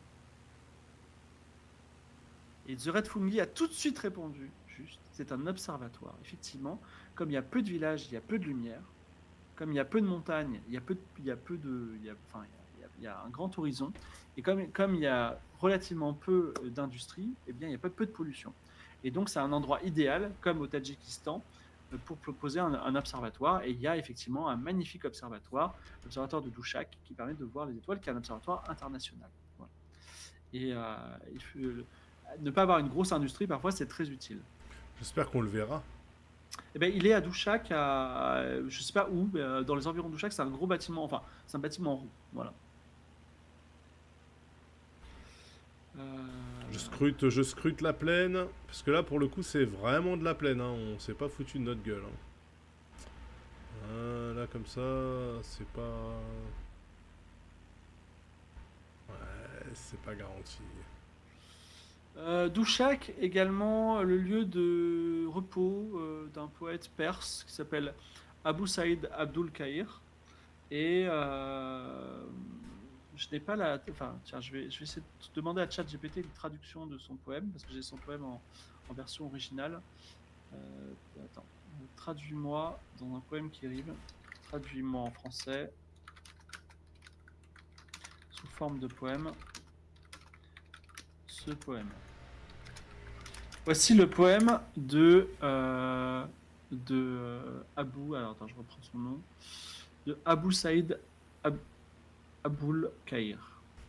Quoi de plus doux en ce monde? Un ami qui rencontre un ami, un amant qui rejoint sa bien-aimée. Là était tout le chagrin, ici était toute la joie, là étaient tous les mots, ici est toute la réalité. Voilà. Pas très joli, mais c'était son poème. Si, c'est joli. C'est joli. C'est plutôt joli. Alors, je cherche l'observatoire, qui effectivement doit être loin de la route, hein. Bah, après, tu sais, c'est un bâtiment comme un autre, hein, donc Et c'est pas rond, les observatoires, c'est pas dôme. ouais, c'est un dôme, mais je crois, ça m'étonnerait que la modélisation elle soit en forme de dôme Ah aussi, ah! hein. Il y Ah ouais, a un truc là. observatoire de Douchak. Attends, je vais voir s'il y a une photo. Bon, à 10, ça aurait eu une autre gueule. Ah oui. Bon, on volera à la même vitesse à peu près, par contre, hein, Mais je pense que non, il est vraiment minuscule, hein. Ah, mon Dieu. Mais il est tout petit. Mais cela dit, quand notre émission sera hyper célèbre et qu'on aura une régie, il y aura quelqu'un qui pourra nous, tu sais, nous chercher les images en temps réel. C'est vrai. Voilà. Je pourrais faire ça, hein. Non, non, tu peux pas tout faire. Non, mais je pourrais faire ça. Ça, c'est vrai que... Ouais, là, je le vois pas. Tu sais s'il est situé à gauche ou à droite de la route? Euh, c'est compliqué. En direction de... Je sais même pas quel est notre cap. Il est près de Douchak, mais Là, on va au 120. Donc on va au sud-ouest, au sud-est, pardon. ok. Là, c'est terminé. Non, Douchak, Douchak je pense que c'est là. Petit village donc. Station-service. Oui, je pense que c'est là, Douchak. C'est ce qu'on voit là. On n'a pas l'air d'être un tout petit village par contre. Hein. Ça s'est peut-être amélioré depuis, même si je vois, je sais pas. Ah, quand même.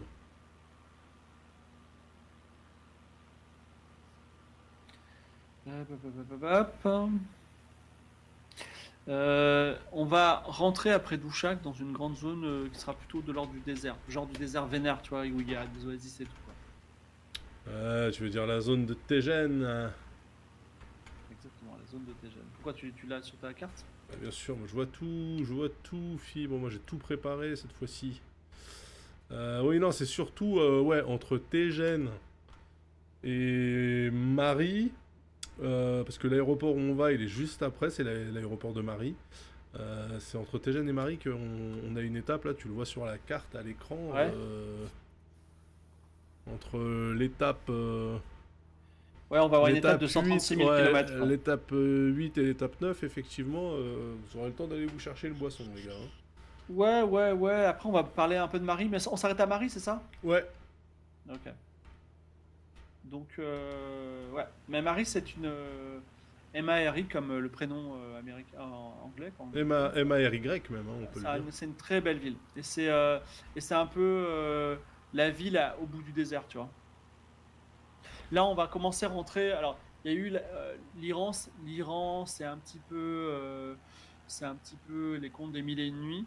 Mais là, on arrive dans un Moyen-Orient mystique, avec Samarcande, tu vois, des pays vraiment la route de la soie mystérieuse, avec des marchands qui commerçaient plus avec la Chine qu'avec l'Occident, tu vois. Donc c'est vraiment très c'est un bel endroit dans le monde qui est pas assez connu, je pense, tu vois.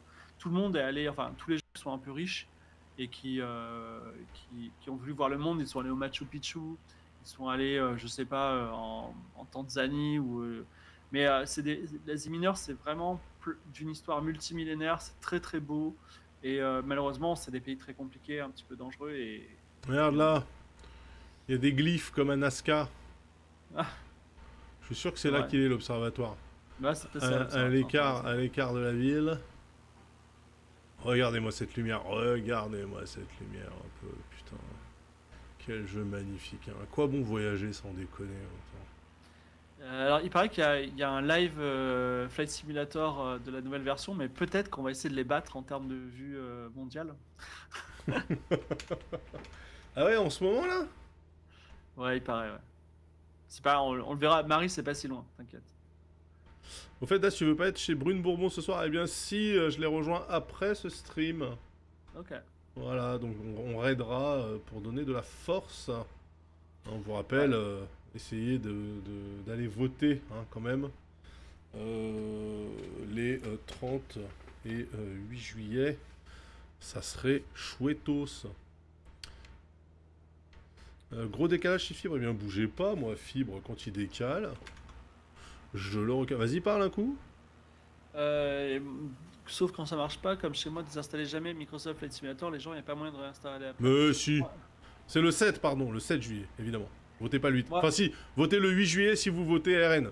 Voilà, sinon c'est le 7 pour les autres. Là, tu sais qu'aujourd'hui, il y a quelqu'un qui m'a dit ça va le frontiste, tu vois, et je dis oh, putain, ça m'a foutu les boules quoi. Et en vrai, oui, mais en fait, tu sais pas. Bah oui, non, c'est normal. Voilà, donc. Oh non, me lancez pas sur la politique. Là, on était sur, on traversait une dictature. Oui. On traversait une dictature au calme. Là, on était bon esprit. Mais gardez ça en réserve. On en parle après. En plus, le Turkménistan, enfin, s'il y a un joueur de Flight Simulator au Turkménistan aujourd'hui qui va avoir un escadron qui vole au-dessus de leur beau pays. Bah oui, c'est ouf là, regarde. Là, on était quoi? On est 1, 2, 3, 4, 5, 6. Je crois qu'il n'y a pas 6 personnes sur Flight Sim en même temps au-dessus du Turkménistan là, c'est sûr. Ouais. On fait que des choses nouvelles. Tu verras un moment, on sera à côté du Bangladesh, ça va être magnifique. À un moment, Bangladesh, il y a un pont de 2 km. Ouais, mais ça, 2 km en avion, ça se fait vite. Hein. Ouais, attends, là, on est où, là? On est à 20 nautiques de Tegen, hein, c'est ça, ouais, Tegen. Alors, regarde à droite, là, il y a des loupiottes, hein. Donc l'autoroute, elle est en terre, mais Ouais. elle est éclairée, hein, c'est comme la Alors, Belgique. l'autoroute est en terre. L'autoroute est en terre Peut-être en terre cuite. jusqu'à Kaka. Après, je suis pas certain elle soit juste en terre. Ah oui, d'accord. Donc, on peut. De toute façon, j'ai plein de fun facts sur le Turkménistan à vous dire pendant le voyage de Tejen. Donc, parlons un petit peu de Tejen. C'est en fait Tejen, c'est une zone, donc la zone de Tejen. Et effectivement, si vous parlez pas russe, vous ne verrez pas les panneaux qui vous diront attention, nous rentrons dans le désert sec du Karakoum. Voilà, mais donc c'est un véritable désert. Il y a un fleuve qui traverse. Et ce fleuve s'appelle le Hari-Rud, voilà, qui descend vers Tejen. Et Tejen, c'est une ville oasis perdue au milieu du Turkménistan, au milieu d'un désert. Voilà. Et c'est quand même une jolie ville. Je dois vous dire quelque chose, je n'ai pas réussi à avoir d'informations sur la ville. J'ai eu 2 photos. Je ne sais absolument pas ce qui se passe à Tejen, à part que c'est. Comment ça s'appelle? Elle est traversée par un fleuve. Il y a des panneaux en cyrillique et des panneaux en arabe, j'imagine, ou en perse, voilà. Et c'est tout ce que j'ai à vous dire sur Tejet. Je n'ai trouvé aucune information. Voilà. Attention, escadrille, on descend à 2000 pieds. Top, je répète, on descend à 2000 pieds. Parce que là, on était dans les nuages. Donc à Tégène, on sait pas ce qu'il y a. Bah, c'est comme beaucoup d'endroits. En fait, quand j'ai écrit les aventures autour du monde, je pensais pas qu'il y aurait des endroits qui seraient pas couverts par Wikipédia, tu vois. Ah bah quand Et, même. et vraiment, le Turkménistan, ça m'a mis une baffe dans la gueule. Donc, du coup, après, j'ai développé des techniques, notamment pareil au Tadjikistan, il n'y a rien. Et j'ai vraiment dû mener l'enquête, me farcir des. Je sais Mais pas. c'est pas parce que c'est pas sur Wikipédia, parce que c'est un truc occidental, mais ils ont peut-être un équivalent. Regardez ce stitching de texture Ouais. qui nous fait une superbe ligne, hein. Ça n'est pas un phénomène naturel, ça. Non, non, en fait, oui, je suis enfin, il y a certains. Enfin, pour le Tadjikistan, je suis dû aller dans Google Books, dans des articles de presse, dans des thèses même, tu vois, des thèses de gens qui. Je sais que la première ville du Tadjikistan, j'ai lu une thèse sur la pollution de l'eau par des vers, des vers qui rentrent dans ton corps ou je sais pas quoi, tu vois. Donc, Ah, j'ai dû zoomer parfois pour essayer de comprendre à quoi servait ce bâtiment, qu'est-ce que c'est, est-ce que c'est une base, c'est un kolkhoz, etc. Donc, oui, mais là, à l'époque, j'ai dit, tiens, il n'y a rien sur TGN, je comprends pas. Donc, j'ai un peu parlé du désert qui est autour, mais voilà. Mais de rien, Dark Horus, je travaille dessus depuis 11 ans. Et en ce moment, je suis sur le Panama, figure-toi. ah, ma cabane au Panama. Non, c'est pas ça. Panama, c'est un pays qui me fait un peu Tapis au envie, il est quand même fond très des beau. bas. Enfin, Oui, bah moi, en tant que logisticien, je peux te dire que le Panama, hein, ah bah oui. et son fabuleux canal, là, qui a Dans la permis capitale, ouais. de La standardiser les navires. Oui, bah oui, la capitale. J'adore les pays comme ça où la capitale c'est le nom du pays avec City, City la- derrière. Panama, à Panama, il y a 80 banques différentes.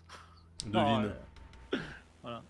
Et Mais tu wikis tout le pays, bah je pense que oui, hein, il a pas le choix. non, j'ai wikié que les étapes sur les routes. Oui, mais Et du coup, oui, t'es obligé quand même d'aller sur ouais, bah, tout, le wiki du pays, quoi. en gros, avant, je faisais 4 étapes par semaine. Et depuis 2-3 ans, je fais une étape tous les dimanches. Voilà. Mais c'est vrai que voilà, il y a des pays où il n'y a pas grand chose à dire. Il y a des pays chiants, tu vois. Il y a des pays, tu vois, la Colombie, Another village voilà, Another village touristique, Another village de trafiquants de drogue. Et, Désolé pour les Colombiens, bien sûr. ah non, mais il y a une ville en Colombie qui s'appelle Buenaventura. J'ai dit, ah, tiens, le nom trop cool. Et vraiment, euh, enfin, lisez la page de Buenaventura Colombie, c'est incroyable. Et il y a, je sais pas, 30% de taux de criminalité. Il y a des trucs fous sur la criminalité à Buenaventura. Et ça m'a fait peur, quoi. Il y a des milices en ville. C'est quoi ce merdier là? Dans C'est quoi? C'est une Buenaventura. carrière ou quoi ça? On est encore à 10 nautiques de notre étape, hein, donc on survole un truc là qui est. Buenaventura a un taux de criminalité 24 fois supérieur à celui de l'Irak.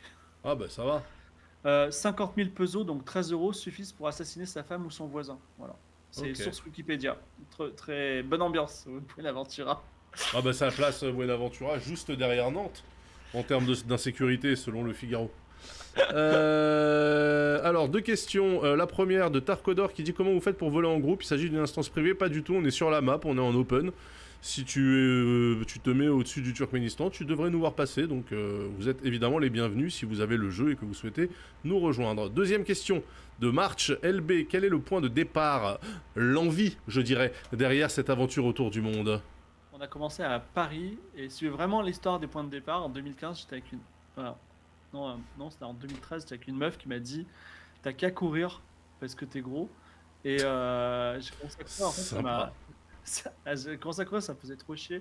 Donc j'ai développé une petite appli qui est devenue The Beautiful Walk, qui me faisait courir autour du monde, tu vois. Et voilà. Mais bon. Donc on rappelle le concept, c'est que ça convertit la distance que vous parcourez tous les jours avec votre application de course ou l'application de santé de votre téléphone, comme si vous partiez à pied pour faire le tour du monde. Donc voilà, au lieu de tourner en rond autour de chez vous, là, il vous dirait, bah, vous êtes arrivé à Istanbul, incroyable. Exactement. Le Bosphore, les kebabs, la pistache, voilà, tout ça.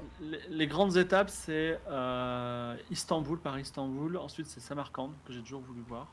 Ensuite, c'est Singapour. Donc, Samarcande, Singapour, on va y aller. Hein. C'est long. Et ensuite, il y a l'Australie qui est infernale. C'est-à-dire Perth-Sydney, affreux. Enfin, c'est bien du côté de Perth, c'est du côté de Sydney, mais entre les deux, c'est vraiment à chier. Et ensuite, on a fait Lima, New York. Lima, Pérou, New York, États-Unis. Avec notamment le passage en Colombie qui est compliqué. Et ensuite, on fait Cape Town, que tu as vu, je crois, Daz. Non, moi j'étais à Joburg. Ok.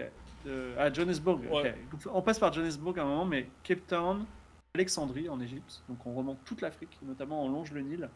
On passe par le Soudan qui est très beau. Voilà. Et ensuite, enfin, on fait Brindisi en Italie. Et on retourne à Paris. Et l'Italie, pays que j'ai fait en dernier, c'est vraiment un des pays les plus beaux que je connaisse. Ouais, bah, comme tous les pays du tiers-monde, hein, ils ont des richesses insoupçonnées. Je suis plutôt d'accord.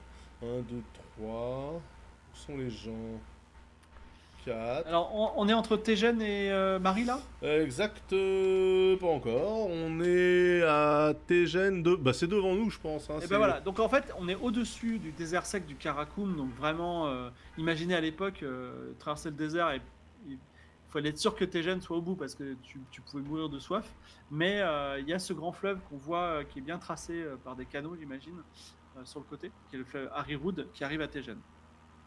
Mystérieuse ville. Je ne sais pas ce qu'ils y font, mais depuis ça a peut-être changé un petit peu. Je suis content de voir qu'il y a des immeubles. Ouais, des immeubles. Oui, si, il y a des immeubles, effectivement. Attends, je me demande si ça a changé un peu. C'est des infos sur Tégène. Tégène, peut-être. Ah, il y a une page Wikipédia maintenant. Non, il n'y a pas grand-chose, malheureusement. Grâce à Fibre Tigre, virgule. En anglais. Non, il n'y a rien du tout. Il y a juste une... Il n'y a rien, c'est fou, hein. Il y a une production de melons. Et il y a un hôtel. Ah bah voilà. Voilà. Qu'est-ce que c'est ce truc? Waouh, encore ce DC3 là, il est vraiment très joli. Hein. Ah, il a changé de couleur en plus. Il y a une usine d'acide carbamide. Je sais pas ce que c'est. Et... Acide carbamide. Je viens d'apprendre, tiens, je découvre que c'est également très connu pour sa production de drogue. C'est pour ça qu'on n'en parlait pas à l'époque. Et la production de drogue s'appelle le thé de Tégène. C'est un surnom. Mon baromètre est à... j'en ai aucune idée, je sais même pas où il est le merdier. Il y a des tigres, incroyable. Il est où le barreau? Je regarde l'hôtel Tégène. J'ai pas le barreau. J'ai les radios. J'ai pas le barreau. 29,92, mais où est-ce que vous voyez ça, vous? Attendez. 29,92. L'acide carbamide. Attends, vous avez des yeux laser parce que je sais pas du tout. C'est quoi, 29... Ah oui, 29,92, pardon, oui, ok. C'est quoi le 29,92? C'est le baromètre ici que tu règles et qui te sert de référence par rapport à l'altitude. Donc là, ça te sert à quoi? bah en fait, ça permet de compenser je sais plus quoi, la pression de l'air, je crois, ou la portance, ou je sais pas quoi. En gros, c'est le truc qui te permet de dire après quand t'es à 1000 pieds, bah si tout le monde avec son baromètre à 29,92, bah ils seront aussi à vraiment 1000 pieds, tu vois. B, c'est pour le réglage auto. J'appuie sur B. Hop, il se passe rien. C'est super. Ok. Impossible de trouver une photo de l'hôtel Tégène de Tégène. Peut-être parce que c'est le nom de la prison. En tout cas, ils ont un genre de Central Park. Il y a une prison. Ouais. Il y a un genre de Central Park ici, mais un peu gravier, quoi. Ah, il y a quand même des lumières hein, dans les habitations, là. Oh là là, je savais pas qu'ils faisaient ça dans Flight Sim. Moi, je me rappelle que quand on survolait les villes, en fait, elles étaient mortes la nuit. Mais là, il y a Ah des là lumières. oui, c'est une feature en tout cas dans le 2024, j'ai vu. Et il y a, j'ai vu aussi que, alors figurez-vous qu'on ne peut pas aller sur booking.com pour l'hôtel de Tégène. Voilà. Bizarre autant qu'étrange. Alors du coup, on a passé Tégène, et là, on est parti, mon petit gars, Ouais. pour une étape giga longue qui va me permettre d'aller me chercher une San Pellegrino dans mon frigo, parce Eh que ben, on y est ouais. pour 64 nautiques. Grosse ligne droite. Hein. Donc ouais, bah, je vais occuper le. Tu peux y aller, je vais occuper le temps. Donc, effectivement, 136 km pour aller à Marie. C'est l'autre côté du désert. Donc, il y a une petite partie du désert avant Tégène, une longue partie après. Et donc, c'est 130 km. Parfois, ça prend plusieurs semaines quand on était une caravane autrefois, parce qu'on est encore un peu sur un des chemins de la route de la soie. Imaginez donc un désert, un endroit très plat, il n'y a rien. Il y a une piste qui disparaît parfois. Il y a effectivement des gens qui naissent autrefois. Il y a quelques oasis. Et en fait, au bout, on trouvera Marie. Marie, c'est une M-A-R-Y, donc aucun lien étymologique avec on va dire le mot anglais, le nom propre anglais. Et c'est une ville telle qu'on les voit dans les reportages, genre les routes de l'impossible. Donc avec des habitants plutôt pauvres qui vendent des légumes ou des poules à même le sol, tu vois. Mais il y a également, face à ça, à côté de cette misère, enfin non, ce type de commerce un petit peu traditionnel, il va y avoir des grands bâtiments de verre et d'acier, des modernes, qui viennent un petit peu de la nouvelle économie, des Bouygues, des Russes qui investissent là-dedans. Et il y a même un hôtel de luxe, une mosquée, il y a des monuments d'Az. Oui. Je t'entends. Pardon. Pas de problème, j'attends que tu finisses. Allez. Et il y a des monuments à la gloire de l'ancienne occupation soviétique, parce que Turkménistan a appartenu au truc. Et récemment, il y a un grand bâtiment qui a été construit à Marie. Je ne sais pas s'il a été construit par Bing, mais un grand bâtiment flambant neuf qui a coûté très très très cher. Et j'ai envie de vous poser comme question, quel est ce bâtiment, pas de service public, mais auquel on peut aller, qui a été construit. Voilà. C'était pas le ministère de l'Intérieur parce que c'est un endroit où. Voilà. Non, je peux pas vous dire tout. C'est pas le ministère de l'Intérieur. C'était pas un casino. Non, pensez quand même à la Russie soviétique. Hein, vous savez, on n'aime pas la Russie parce que parfois ils sont très ingérents, on remarque les Américains aussi, mais il y a des choses qui sont bien quand même dans l'idéologie soviétique, comme considérer la religion comme l'opium du peuple et ne pas glorifier le capitalisme. Voilà. Eh bien, Ouais. Yu-Gi-Oh a déjà répondu, c'est un stade, effectivement, un stade énorme, flambant neuf, le stade de Marie. Voilà. Et si vous rêvez d'aller dans un hôtel de luxe extrêmement abordable, Marie est une bonne destination. Voilà. En face de l'hôtel, il y aura un grand bâtiment blanc historique construit sous l'occupation russe qui est un théâtre. Et en général, malheureusement, tout ce qui se produit dans le théâtre, c'est comment ça s'appelle ? C'est des pièces, ballets, opéras, récitals de poèmes russes. Notamment, il y a eu un poète russe qui vivait là, qui s'appelait Édouard Azadov. Souvent c'est déclamé là. Malheureusement, comme c'est russophone, souvent le théâtre est vide. Voilà. Je vous ai menti sur un sujet qui est l'étymologie. Enfin, on va parler d'étymologie. Mais une figure historique que vous connaissez tous. Un personnage de l'histoire, on ne sait pas certain qu'il existait. Alexandre le Grand. Mais vous connaissez son nom. Et c'est une femme. Alexandra la Grande. Serait enterrée dans la ville de Marie. Quelle est cette personne qui a été enterrée à Marie, dont il y a la tombe à Marie? On a quand même 2-3 indices, non? Par rapport au nom de la ville, je sais pas, non? Tout à l'heure, j'ai dit qu'il n'y avait pas de lien étymologique et je maintiens entre Marie, M-A-R-Y, et le nom Marie.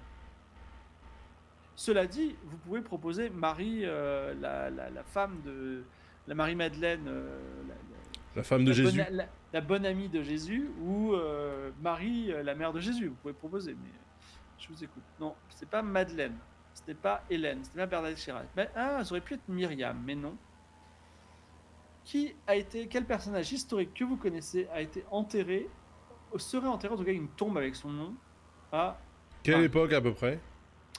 Il y a 2024 ans. Ah ouais. Ok.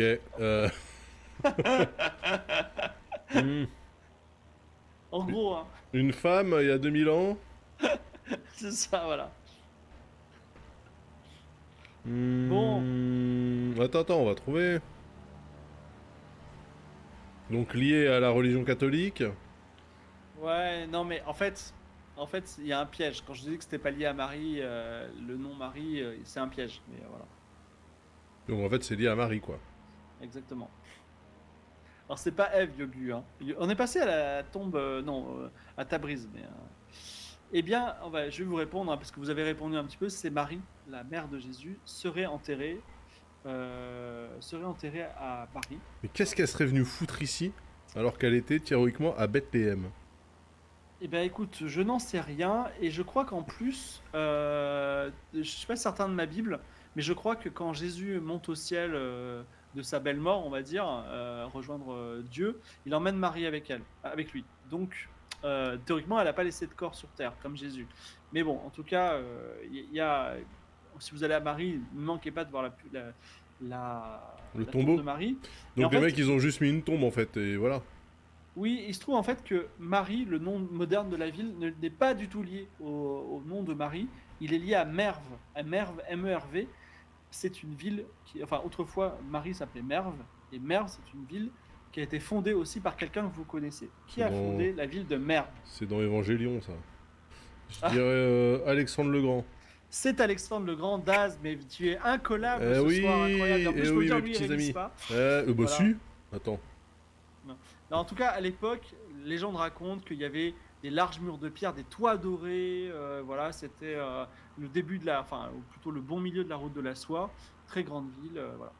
Non, j'ai dit que tu révisais pas, c'est-à-dire que tu révises pas le trajet. Mais par contre, c'est de la culture générale naturelle chez toi. Bah si, je révise aussi les trajets parce que je suis un mec comme ça. Tu sais, je suis un professionnel de stream, hein, c'est mon occupation principale, tu sais. Saviez-vous d'ailleurs, en fait, qu'est-ce qui empêche, par exemple, le village de Rocamadour de décider qu'il y a la tombe de quelqu'un de connu de l'Antiquité, si potentiellement en plus c'est quelqu'un qui a jamais réellement existé. Tu vois, genre Saint Thomas ou Saint Matthieu ou... En vrai, rien, je pense. Mais, Ouais. C'est bien ce qui me semblait. mais, Je veux dire, mais c'est d'ailleurs, pas- Il n'y a pas d'homologation, tu vois, c'est pas comme le Guinness des records où il faut quand même que les gens viennent. moi j'ai eu une amie japonaise, La décence, genre- c'est une bonne genre- réponse. genre érudite, tu vois. Et alors après, elle était peut-être complotiste à fond, mais je peux pas dire. Moi, je connais pas trop le Japon. Et en fait, elle m'a dit que la cérémonie du thé, tu vois, les samouraïs, tout ça, Ouais, c'est un truc qui a été inventé, c'est comme c'était les... totalement inventé en mode, en fait, on n'avait pas trop de culture et il fallait vraiment créer un truc pas pour faire face à l'Occident, tu vois. C'est comme les Italiens et la gastronomie, quoi. Bah oui, c'est ça. Pareil, les Italiens, en fait, la pizza et les pâtes, avant le 19e siècle, c'était pas un gros truc en Italie, quoi, tu vois. Donc, c'est. Voilà. Et, Moi, j'ai envie de croire à cette théorie japonaise. Je l'aime bien, donc je pense qu'elle est réelle. ouais, tu vois, par exemple, les Japonais, comme les Britanniques, roulent à gauche. Ouais. Et les Britanniques, c'est parce que, tu sais, c'est l'épée des chevaliers, tu vois, qui tenaient dans la main. Tu vois ce que je veux dire ou pas? Pas du tout, mais ok. Ben, en fait, les Britanniques, ils roulent à gauche parce que les chevaux allaient à gauche, parce qu'en fait, comme les chevaliers sont droitiers, tu roules à gauche, tu tires ton épée, tu la tires dans la main droite et tu peux croiser et te battre avec le chevalier qui roule à gauche de son côté, tu vois. Bah ouais, mais on peut le faire en... Ah oui, d'accord. Mais alors, ça veut dire qu'en France, nous, on croisait l'épée avec personne. Bah, nous, je pense qu'on a fait ça parce que ça nous faisait chier de faire pareil que les Britanniques, tu vois. Et en fait, les Japonais, soi-disant, c'était les samouraïs. Mais là encore, en vrai, ce que certains érudits disent, bah non, ils ont juste voulu faire comme les Britanniques, quoi. C'est ça. Voilà. Ah, le Japon, on va se prendre des courriers Ah du non, mais. Japon. Bah, tu sais, toi-même, tu fais souvent les. Comment ça s'appelle tu sais, les tweets. Le métro est impeccable. Non, mais même, tu sais, genre, 3 arbres en fleurs Oui. Ruelle mes maisons, waouh, tu vois, et 3 arbres en fleurs au Japon, Ah, waouh. kureteyu soleyu. Voilà.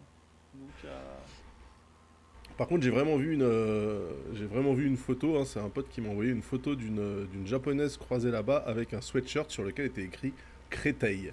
Voilà. Juste pour vous dire que nous, quand on porte des trucs avec écrit Yokohama, eh ben eux ils font pareil. Voilà, avec Créteil. tu connais l'émission Les Routes de l'Impossible? Bien sûr.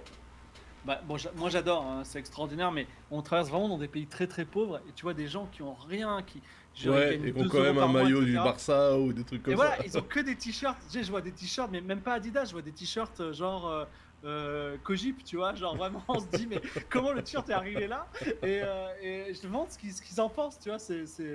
Enfin, je limite un t-shirt baladure, tu vois. Enfin, des trucs incroyables.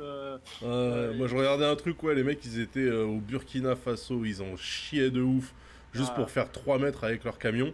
Mais ils avaient effectivement des survêtements du Barça ou des trucs, pas de Taylor Swift, mais genre un truc à peu près similaire. Et je me dis, putain, c'est Non, mais ouf. c'est des contrefaçons qui sont perdues en route, quoi, Oui, tu vois. après, c'est des trucs qui sont parfois aussi, c'est de la récup, c'est des trucs qui sont donnés, envoyés dans les Ouais, pays qu'on en a besoin et tout. Mais c'est ouf ouais. de se dire que, ouais, tu peux avoir un maillot d'une équipe de foot dans un endroit où les mecs, juste pour faire 10 km en camion, ça leur prend une journée complète, quoi.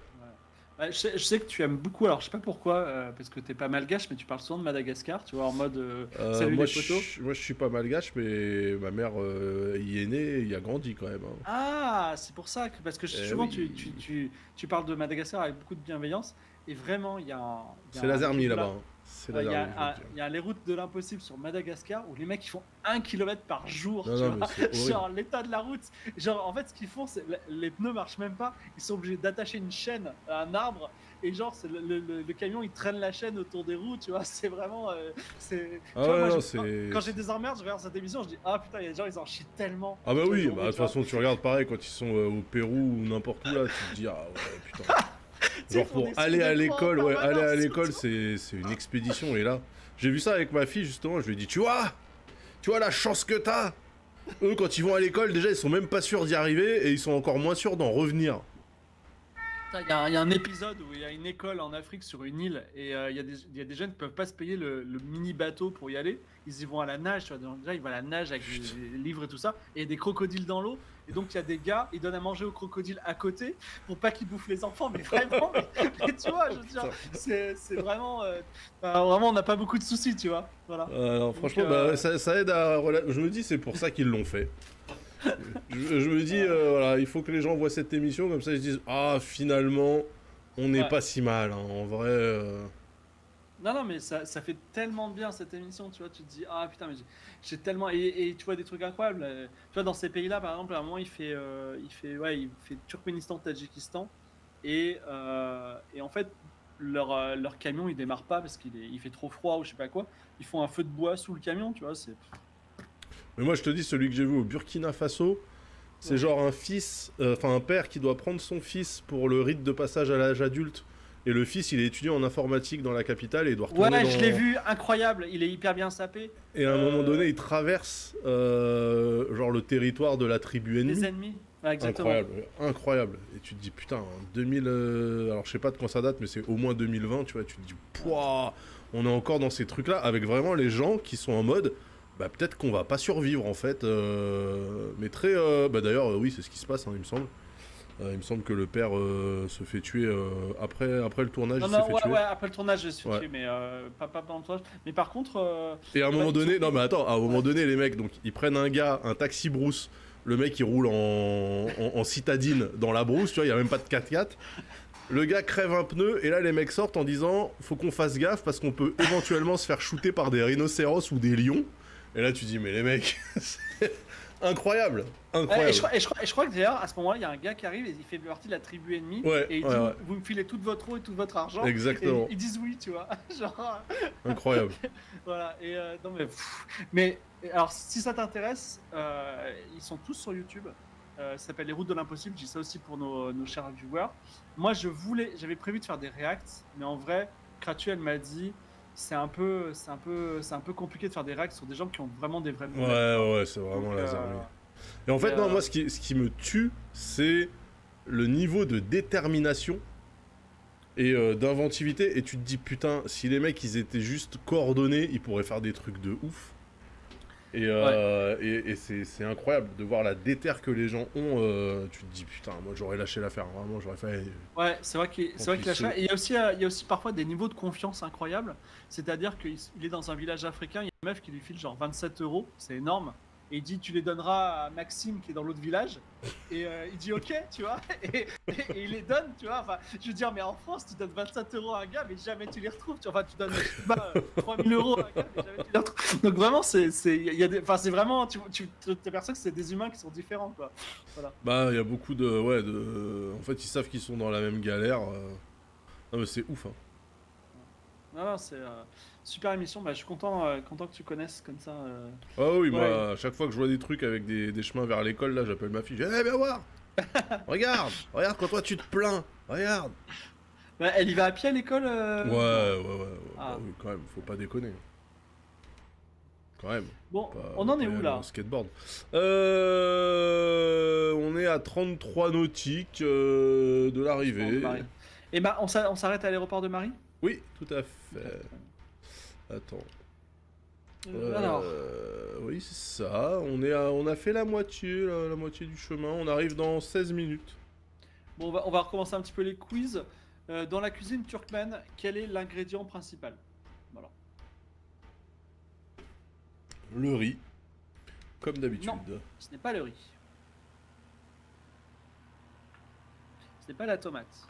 Ce n'est pas la pistache. On n'est plus dans le royaume de la pistache de toute façon. D'ailleurs, c'est bien. Autant la pistache était très importante en Iran, autant il y a quelque chose qui est très important au Turkménistan. Quelque chose que vous connaissez. Hein. C'est pas un truc mystérieux. C'est pas un truc qu'on mange beaucoup de nos jours en France. Mais moi, j'en mange bien et j'aime bien. Ouais. Le salsifis. Non, un truc exactement adadadehehe, c'est le mouton. Donc le mouton, il y a de la viande, voilà, la viande domine la cuisine turkmène et la viande la plus utilisée, c'est le mouton. Voilà. Qui a une viande très particulière, avec un goût très particulier, mais c'est assez bon. Et on voit, alors quand il y a des volailles, c'est pas trop le poulet, c'est plutôt l'oie ou le canard. Voilà. J'imagine que donc là encore, le kebab est très présent. Le kebab qui ici a c'est une notion de brochette, voilà. Fromage de chèvre aussi, ou ils mangent aussi de la chèvre, tout simplement. Et oui, March, le documentaire sur les enfants qui vont à l'école, je l'ai vu. Je l'ai vu. Et c'est ouf aussi. Le documentaire sur lequel? Ils suivent 4 gamins oui. qui vont... Non, il y a plus que 4 gamins, je crois, d'ailleurs. Hein, qui vont à l'école dans différents pays, et c'est ouf. Et tu vois l'importance que ça a, justement, pour eux, enfin pour leur famille en tout cas, de recevoir une éducation, d'aller à l'école, de recevoir un enseignement. Genre, il y a un gamin qui doit aller à l'école, et il faut absolument qu'il y aille, quoi. Ouais, bah en fait, il n'y a pas de... Comment ça s'appelle il n'y a pas trop de moyens de s'en sortir, quoi. Hein, Ouais. Et ce qui est bien, c'est avec l'informatique, alors après, je sais pas à quel point c'est compliqué de pratiquer l'informatique ensuite, mais c'est vrai que l'informatique, tu peux l'apprendre théoriquement d'une certaine façon, tu vois, c'est pas... Ouais. Mais ouais, Oui. Bah, c'est ça qui est ouf en fait. C'est que ça reste un moyen. C'est un peu l'espéranto quoi. ouais. Putain, Ouais. comment c'est plat ici, c'est impressionnant. C'est un véritable désert. Et alors, c'est un désert qui a toujours été là. Contrairement au réchauffement climatique qui a transformé des prairies en désert et des déserts en prairies. Là c'est quelque chose ça a toujours été comme ça. C'est pas l'endroit le plus difficile, mais on n'a pas encore. Il y a un moment un peu magique, je crois que ce sera en Afghanistan, où on va voir les débuts de l'Himalaya. C'est-à-dire, tu vas avoir une montagne et en fait, cette montagne, elle va grimper. À un moment, ce sera l'Everest. Quoi. Ouais, Donc, alors avec cet avion là, l'Himalaya, je suis pas sûr, hein, mais bon, on peut Ah non, non, mais de tenter. toute façon, on va passer à droite de ces montagnes, donc dans la fameuse passe du Khyber qui doit souvent arriver dans tes Tom Clancy. Le Au Khyber. bout de la passe de Khyber, Khiber, en fait, c'est le seul endroit pour aller au Pakistan, en Inde. C'est pas Et le. c'est là où il y a les talibans. C'est pas les. Bah non, c'est dans l'Hindu Kush, les talibans. Alors, il y en Comment a ça partout s'appelle? des talibans, mais en fait, si tu veux, si tu vois, quand on est dans ce pays-là, ou quand on est en Occident et qu'on veut aller en Inde, qui a quand même 1 milliard 2 d'habitants, tu vois, donc il y a moyen de faire du commerce, tu es obligé de passer par la passe de Khyber. Tu vois. C'est à cause de ces putains de montagnes. Et si tu vas à gauche, tu te retrouves en Chine. Et, effectivement, qui détient la passe de Khyber détient finalement la route commerciale mondiale.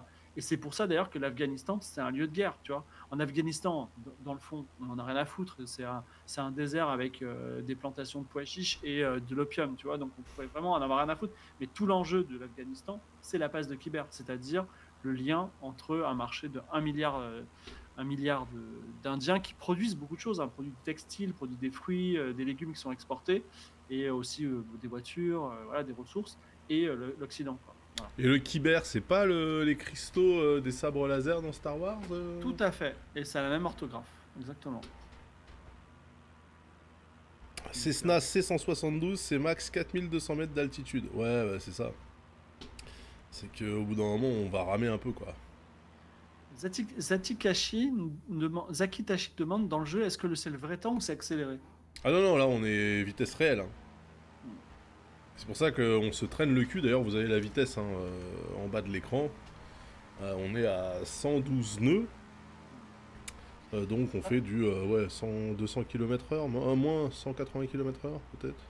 C'est intéressant parce que, comment ça s'appelle euh, bon, en France, le Rassemblement national prend puissance.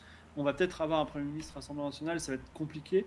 Mais notre émission, elle va vraiment virer, non pas islamiste, mais en tout cas islamophile, parce que on va rentrer dans une partie du monde qui est très dans l'islam, tu vois.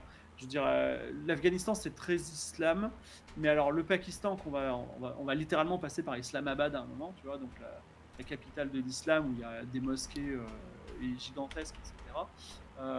Donc préparez-vous à ce qu'on parle beaucoup d'islam et de l'islam de ces pays-là, quoi. Voilà. On va croiser Islamagoud certainement.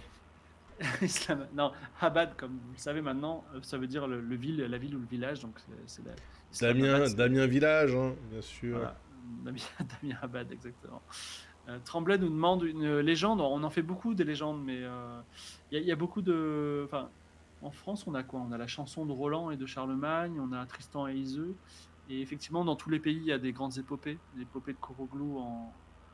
En fait, c'est souvent des. C'est marrant parce que il y a, tu vois, Robin des Bois, le bandit qui vole aux riches pour donner aux pauvres. Il y a également Zorro. Je sais pas si vous voyez, Zorro, c'est un noble qui un peu déjoue les nobles pour aider En fait, tous les pays, ils ont un peu ça. Ils ont un peu cette légende du noble caché qui vit parmi les gens normaux et qui va attaquer le roi injuste pour aider les gentils. C'est souvent ça. Et oui, Ben Pigun parle de la légende de Gilgamesh. Si un jour vous avez le temps, Gilgamesh, c'est la. Comment ça s'appelle? C'est le plus ancien texte de fiction du monde. Voilà. Et c'est l'histoire du roi Gilgamesh. Il est très moderne le texte. Il y a vraiment des problématiques très très modernes. Et je vous invite à le lire. Ça fait une vingtaine de pages. C'est vraiment très bien. Ou lisez le résumé sur Wikipédia, ça sera très très bien. Voilà. Et Zoro, il a 3 épées. Non, c'est pas ce Zoro là. Mais, voilà. Et si ça vous intéresse, nous avons Daz et moi une société qui s'appelle Qualité, Tout qui à est un fait. département fiction, Fiction. Tout à Et fait. dans fiction, j'ai fait 4 fictions, des fictions audio que vous pouvez écouter dès ce soir. La première fiction s'appelle Siduri et elle parle entre autres de la légende de Gilgamesh. Voilà. Tout à fait. Tout à fait. Mm. Ok, donc là, ok, écoutez, tout se passe bien, l'essence est présente, L'histoire du prophète Mahomet, je la connais pas trop. Voilà. Je peux vous parler de l'histoire de Salman Rushdie et des versets sataniques. Je sais pas si vous êtes au courant, mais je vais essayer de prendre les mots Il a fait une conférence il y a pas longtemps d'ailleurs. les plus tolérants sur le sujet. Mais en fait, il y a un écrivain qui s'appelle Salman Rushdie qui a fait un livre sur les versets sataniques du Dans Coran. les années 90. Hein. Exactement. C'est pourquoi? Parce que, mais c'est la même chose hein. Avec Jésus, c'est la même chose. C'est-à-dire que, je prends l'exemple avec Jésus. Jésus, à un moment, il sait qu'il va mourir. Il va dans le jardin des Oliviers et en gros, il dit Dieu, c'est un peu vénère là, le fait de me faire crucifier. J'ai pas trop envie. Tu vois, en fait, Jésus a peur. Hein. Et c'est un truc hyper bizarre parce que c'est censé être le Fils de Dieu. Et dans le Coran, on peut interpréter également un passage dans lequel, éventuellement, alors vraiment j'utilise le conditionnel, voilà, Mahomet pourrait douter, tu vois, vraiment. Et Salman Rushdie a fait un livre autour de ça. Il a une fatwa contre lui, c'est-à-dire qu'il y a des gens qui ont essayé de le tuer à plusieurs reprises, et même je crois qu'il a été éborgné à un moment. Ben Et, là, il a été agressé il y a 2 ans, il me semble, à New York. Et Voilà. effectivement, il a perdu un œil. Voilà. Et donc pour ces versets-là, qui sont interprétations Et on diverses. précise hein, que la fatwa a été prononcée par l'ayatollah Khomeini, je crois. Ok. Donc en Iran. Ok. D'ailleurs, nouvelle que j'ai apprise aujourd'hui, le rappeur iranien qui était condamné à mort ne sera plus condamné à mort. Ah bah c'est une bonne nouvelle. Comme quoi, voilà. Je connais très très peu l'histoire de Mahomet, mais je crois que, en fait, j'ai peur de dire des bêtises. Ça me fait penser à la fois un peu à l'histoire de Paul Atréide et de Laurence d'Arabie, c'est-à-dire ce chef de guerre qui va unir toutes les tribus sous à la fois un même gouvernement, mais également un même Dieu. Et il y a c'est très étrange parce que, tu vois, par exemple, euh, le pèlerinage à la Mecque, qui est un des 5 piliers de l'islam, ils vont à la Mecque et ils vont précisément dans un endroit où, d'ailleurs, qui peut modéliser très bien sous Flight Simulator. Il y a une, comment ça s'appelle? Il y a cette chambre carrée et dedans il y a une pierre noire La qui Kaaba. serait ouais, qui serait une météorite, voilà, exactement. Et qu'on peut voir à travers une petite fenêtre, etc. Et les gens tournent autour en priant. C'est très étrange cette histoire de météorite, tu vois. Voilà, Oui, c'est presque. Oui, c'est presque. Comment on dit quand c'est. Pas païen. Ouais, voilà, c'est ça. Bah, en fait, moi, je connais surtout la Bible. Je connais surtout la Bible et en fait, dans la Bible, ce qui est paradoxal du point de vue catholique, c'est qu'il n'y a qu'un seul Dieu. Tu sais, il y a le credo, je ne crois en un seul Dieu, etc.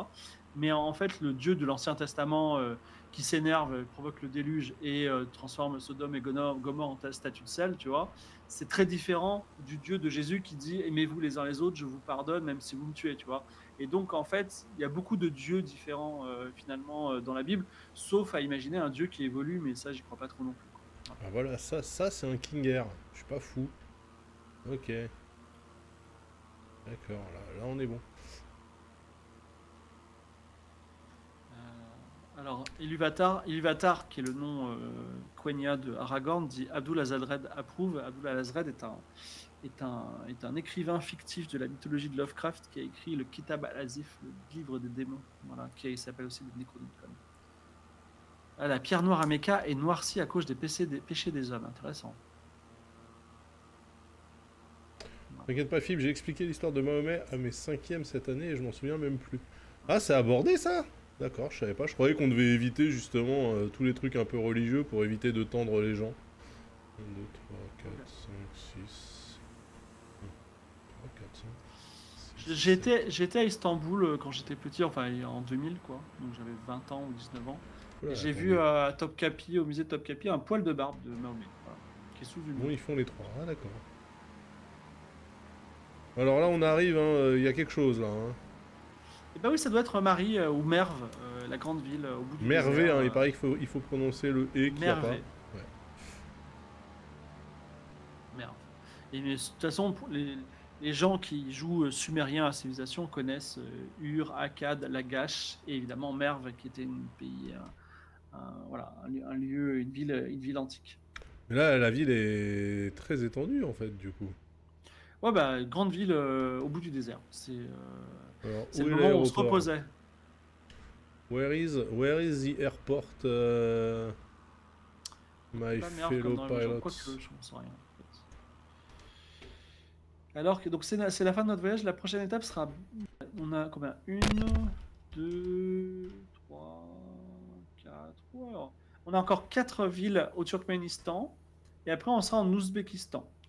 Et en Ouzbékistan, on a pas mal de petites villes, mais on arrivera en Bukhara est magnifique, mais enfin Bukhara, excusez-moi. Et Bukhara qui était une grande puissance à l'époque, et bien entendu, on aura la merveilleuse Samarcande qui sera au Je milieu. Peut-être qu'on le sens fera qu'on pas la va être prochaine fois. déçus, hein. Ah non, non, mais Samarcande, tu vois, les photos de Samarcande, c'est la ville. Tu vois, des minarets au toit bleu, des grandes places, d'allées. C'est une ville magnifique. Moi, je rêve d'y aller, mais je l'avoue, hein, j'ai peur d'y aller. Voilà. Il y a plein de gens qui disent, mais non, n'aie pas peur, vas-y, Sakodo, tout ça. Non, j'ai pas envie d'être le. Moi, sur ma tête, il y a marqué victime, tu vois, j'ai pas envie d'y aller. Mais non, mais arrête, ça c'est une pensée du Rassemblement National de penser que l'univers entier en a après toi et veut attenter à ta vie, quoi. Ouais, ça marche beaucoup, hein, c'est dur. Hein. Bah oui, ça marche parce que les gens sont faibles. Mais non, non, arrêtez un petit peu, les gens s'en battent les couilles de vous, les amis. Vous n'êtes personne, ni vous, ni nous. Alors, Evil Knight, il dit Fibre, il a peur de Samora en même temps. Gars, Evil Knight, un jour tu seras devant Samora, qui fait 2m10 et 800 kilos, tu verras si t'as pas peur de lui, quoi. Même s'il te dit bonjour, t'as peur. Samora qui est passé dans le chat tout à l'heure, voilà, j'ai oublié de le saluer. Quel personnage mythologique grec est peut-être enterré à Paris? Nicolas Sarkozy. Bien sûr. Anne C'est Hidalgo. bizarre, c'est bizarre parce que en vrai, les gens qui ont fait des vrais voyages, c'est, je pense à Énée à la guerre de Troie, tu vois, qui, en fait, quand Troie est tombée, Énée, qui est un Troyen, il est parti avec ses potes et il a fondé Rome, Marseille, et il est allé jusqu'en Cornouailles. Et après, Cornouailles, où ses enfants descendraient du roi, enfin, auraient donné la lignée du roi Arthur. Et après, il serait allé en Islande.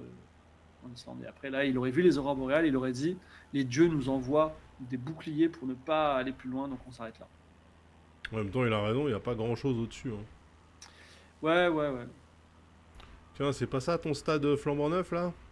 Ah non, Bon. c'était dans l'autre ville, mais il est Ah, possible merde. qu'il y ait un stade dans.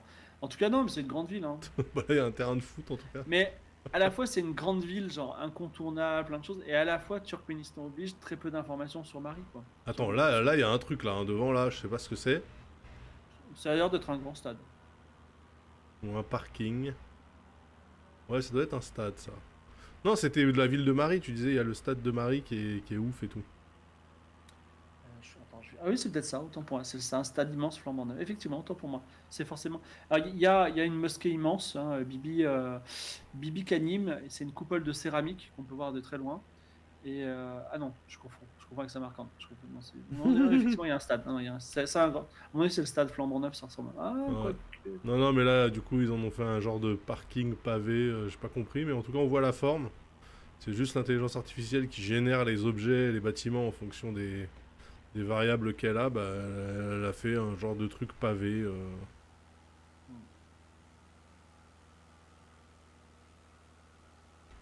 Oui, oui, c'est 100% un stade. Alors, du coup, ça ne me dit pas où est l'aéroport, l'aérodrome. Ah si, il y a peut-être une piste là-bas. Bah, il y a Stéphénix, à mon avis, il est peut-être posé. Hein. Ouais, je sais pas. Ah bah non, on tourne. Ok. Ah bah non, mais il est là. Putain, je suis con. Je suis au-dessus. Ok, très bien. Il n'y a pas les petites lumières, tu sais, qui font tchic, tchic, tchic. Oh, c'est Bah quoi, ça non, là... Non, non, bah, il est là, l'aéroport, là. Ok. Alors... On coupe. Voilà. Moi, quand je jouais à Flight Sim 4, tu sais, qui était en fil de fer, 3D fil de fer, c'était toujours très impressionnant les aéroports parce qu'ils clignotaient. Bah normalement, ils sont supposés clignoter, oui, mais... Là, je ne sais pas pourquoi. Ça va être compliqué l'atterrissage là, non? Non, on va y arriver. À la cool, je laisse me mettre dans l'axe, là, parce qu'il a l'air d'avoir envie. Mais bon, bah, on va faire l'approche... Oui, on est au 360 là. Ben, on va arriver, voilà, on y va. On y va, hein, la piste est juste là. Ça sera la 27, oui, au 270, du coup, non, au 170 L, pardon. Oui, voilà, donc va faire un demi-tour. Bon, bah, je veux pas dire, mais on est de loin le stream le plus regardé au monde De Flight Sim. de Flight Sim, Et loin voilà. devant la FS Expo. La Flight Simulator Expo. Mais non, mais ça va pas démarrer encore, je crois. Si, il y a 201 spectateurs. Oui, mais ils sont sur un écran d'attente, non? Ah, putain, Non, ils j'ai sont en plus train de de faire un volet. interview, je crois. Je n'ai plus de volet, donc on va y aller à la cool. Allez, c'est parti. Et c'est vrai que là, on a dépassé les 1000 viewers, et je pense qu'à Sobo, ils devraient quand même nous envoyer une cacahuète, quoi. Genre un petit sub, tu vois. Ouais, bah, il faut pas trop leur en demander, les pauvres. Non, mais peut-être qu'ils pourraient faire un truc cool qui est Ah, bah, nous nous. filer des aéroports gratuits, tu vois, j'en sais rien. Ah, ouais, ou même nous donner les moyens de faire ce stream en public, avec quiz, escadrille intégrée. Ouais, ça pourrait être chouette, hein. Ouais, bah, on demandera peut-être au service touristique du Turkménistan, peut-être. Il y a des gens qui demandaient pourquoi avoir choisi cet avion. Effectivement, moi je vole plutôt en TBM 930, hein, donc un avion qui vole vite. Mais le but c'était justement de pouvoir passer au ralenti au-dessus des villes. Et en TBM, on vole trop et trop vite. Donc je me suis dit, why not le Cessna? J'avais pas pensé aux limitations techniques du Cessna, qui est que bah, du coup ça vole vraiment lentement. Et ça peut pas voler très très haut non plus. Après, c'est cool parce qu'on a le temps de parler et en vrai, tu vois, en fait, je vais te raconter un truc, c'est que les gens, quand ils commencent à arriver en Iran dans The Beautiful Walk à pied, ils prennent conscience d'un truc, c'est qu'un jour, ça va s'arrêter. Et ils ont hyper peur, tu vois. Ils disent, putain, mais un jour, j'aurais fait le tour du monde, ce sera terminé, tu vois. Et donc, nous, il faut penser à ça, c'est-à-dire qu'un jour, on aura fait le tour du monde et ce sera terminé. Donc, profitons-en, allons-y lentement. Voilà. Ah, c'est beau ce que tu dis alors que je vais m'éclater sur la piste. Bah, on n'est pas sur la piste, c'est le seul problème Ouais, non, mais on de y arrive, l'atterrissage. on y arrive. Voilà. On y arrive, hein, écoutez. Voilà, j'ai réduit les gaz, mais on continue. Est-ce que ça freine cette merde là? Non, c'est pas l'impression que ça freine exactement comme je voudrais que ça freine. Par contre, si j'appuie là, ça va freiner fort, hein. Voilà, regardez, eh oui, j'ai bloqué les freins tout simplement. Et voilà le travail. Allez, on était nombreux sur la fin. 1, 2, 3, 4, Oh 5. là là Ah, on était 8. Allez-y, posez-vous, mes bons amis. Jamais l'aéroport de Merv n'a connu autant de gens. Et voilà, un premier qui arrive. Bravo, bienvenue. C'est qui, on sait pas d'ailleurs. Si, c'était Phoenix, non? Non, il était déjà devant. Ah bah si, c'est Stephenix. Allez, les suivants, là, on vous attend. Pendant ce temps-là, je lance le raid. On va chez Prune Bourbon ce soir. Il est où le Twitch? Lançons le raid.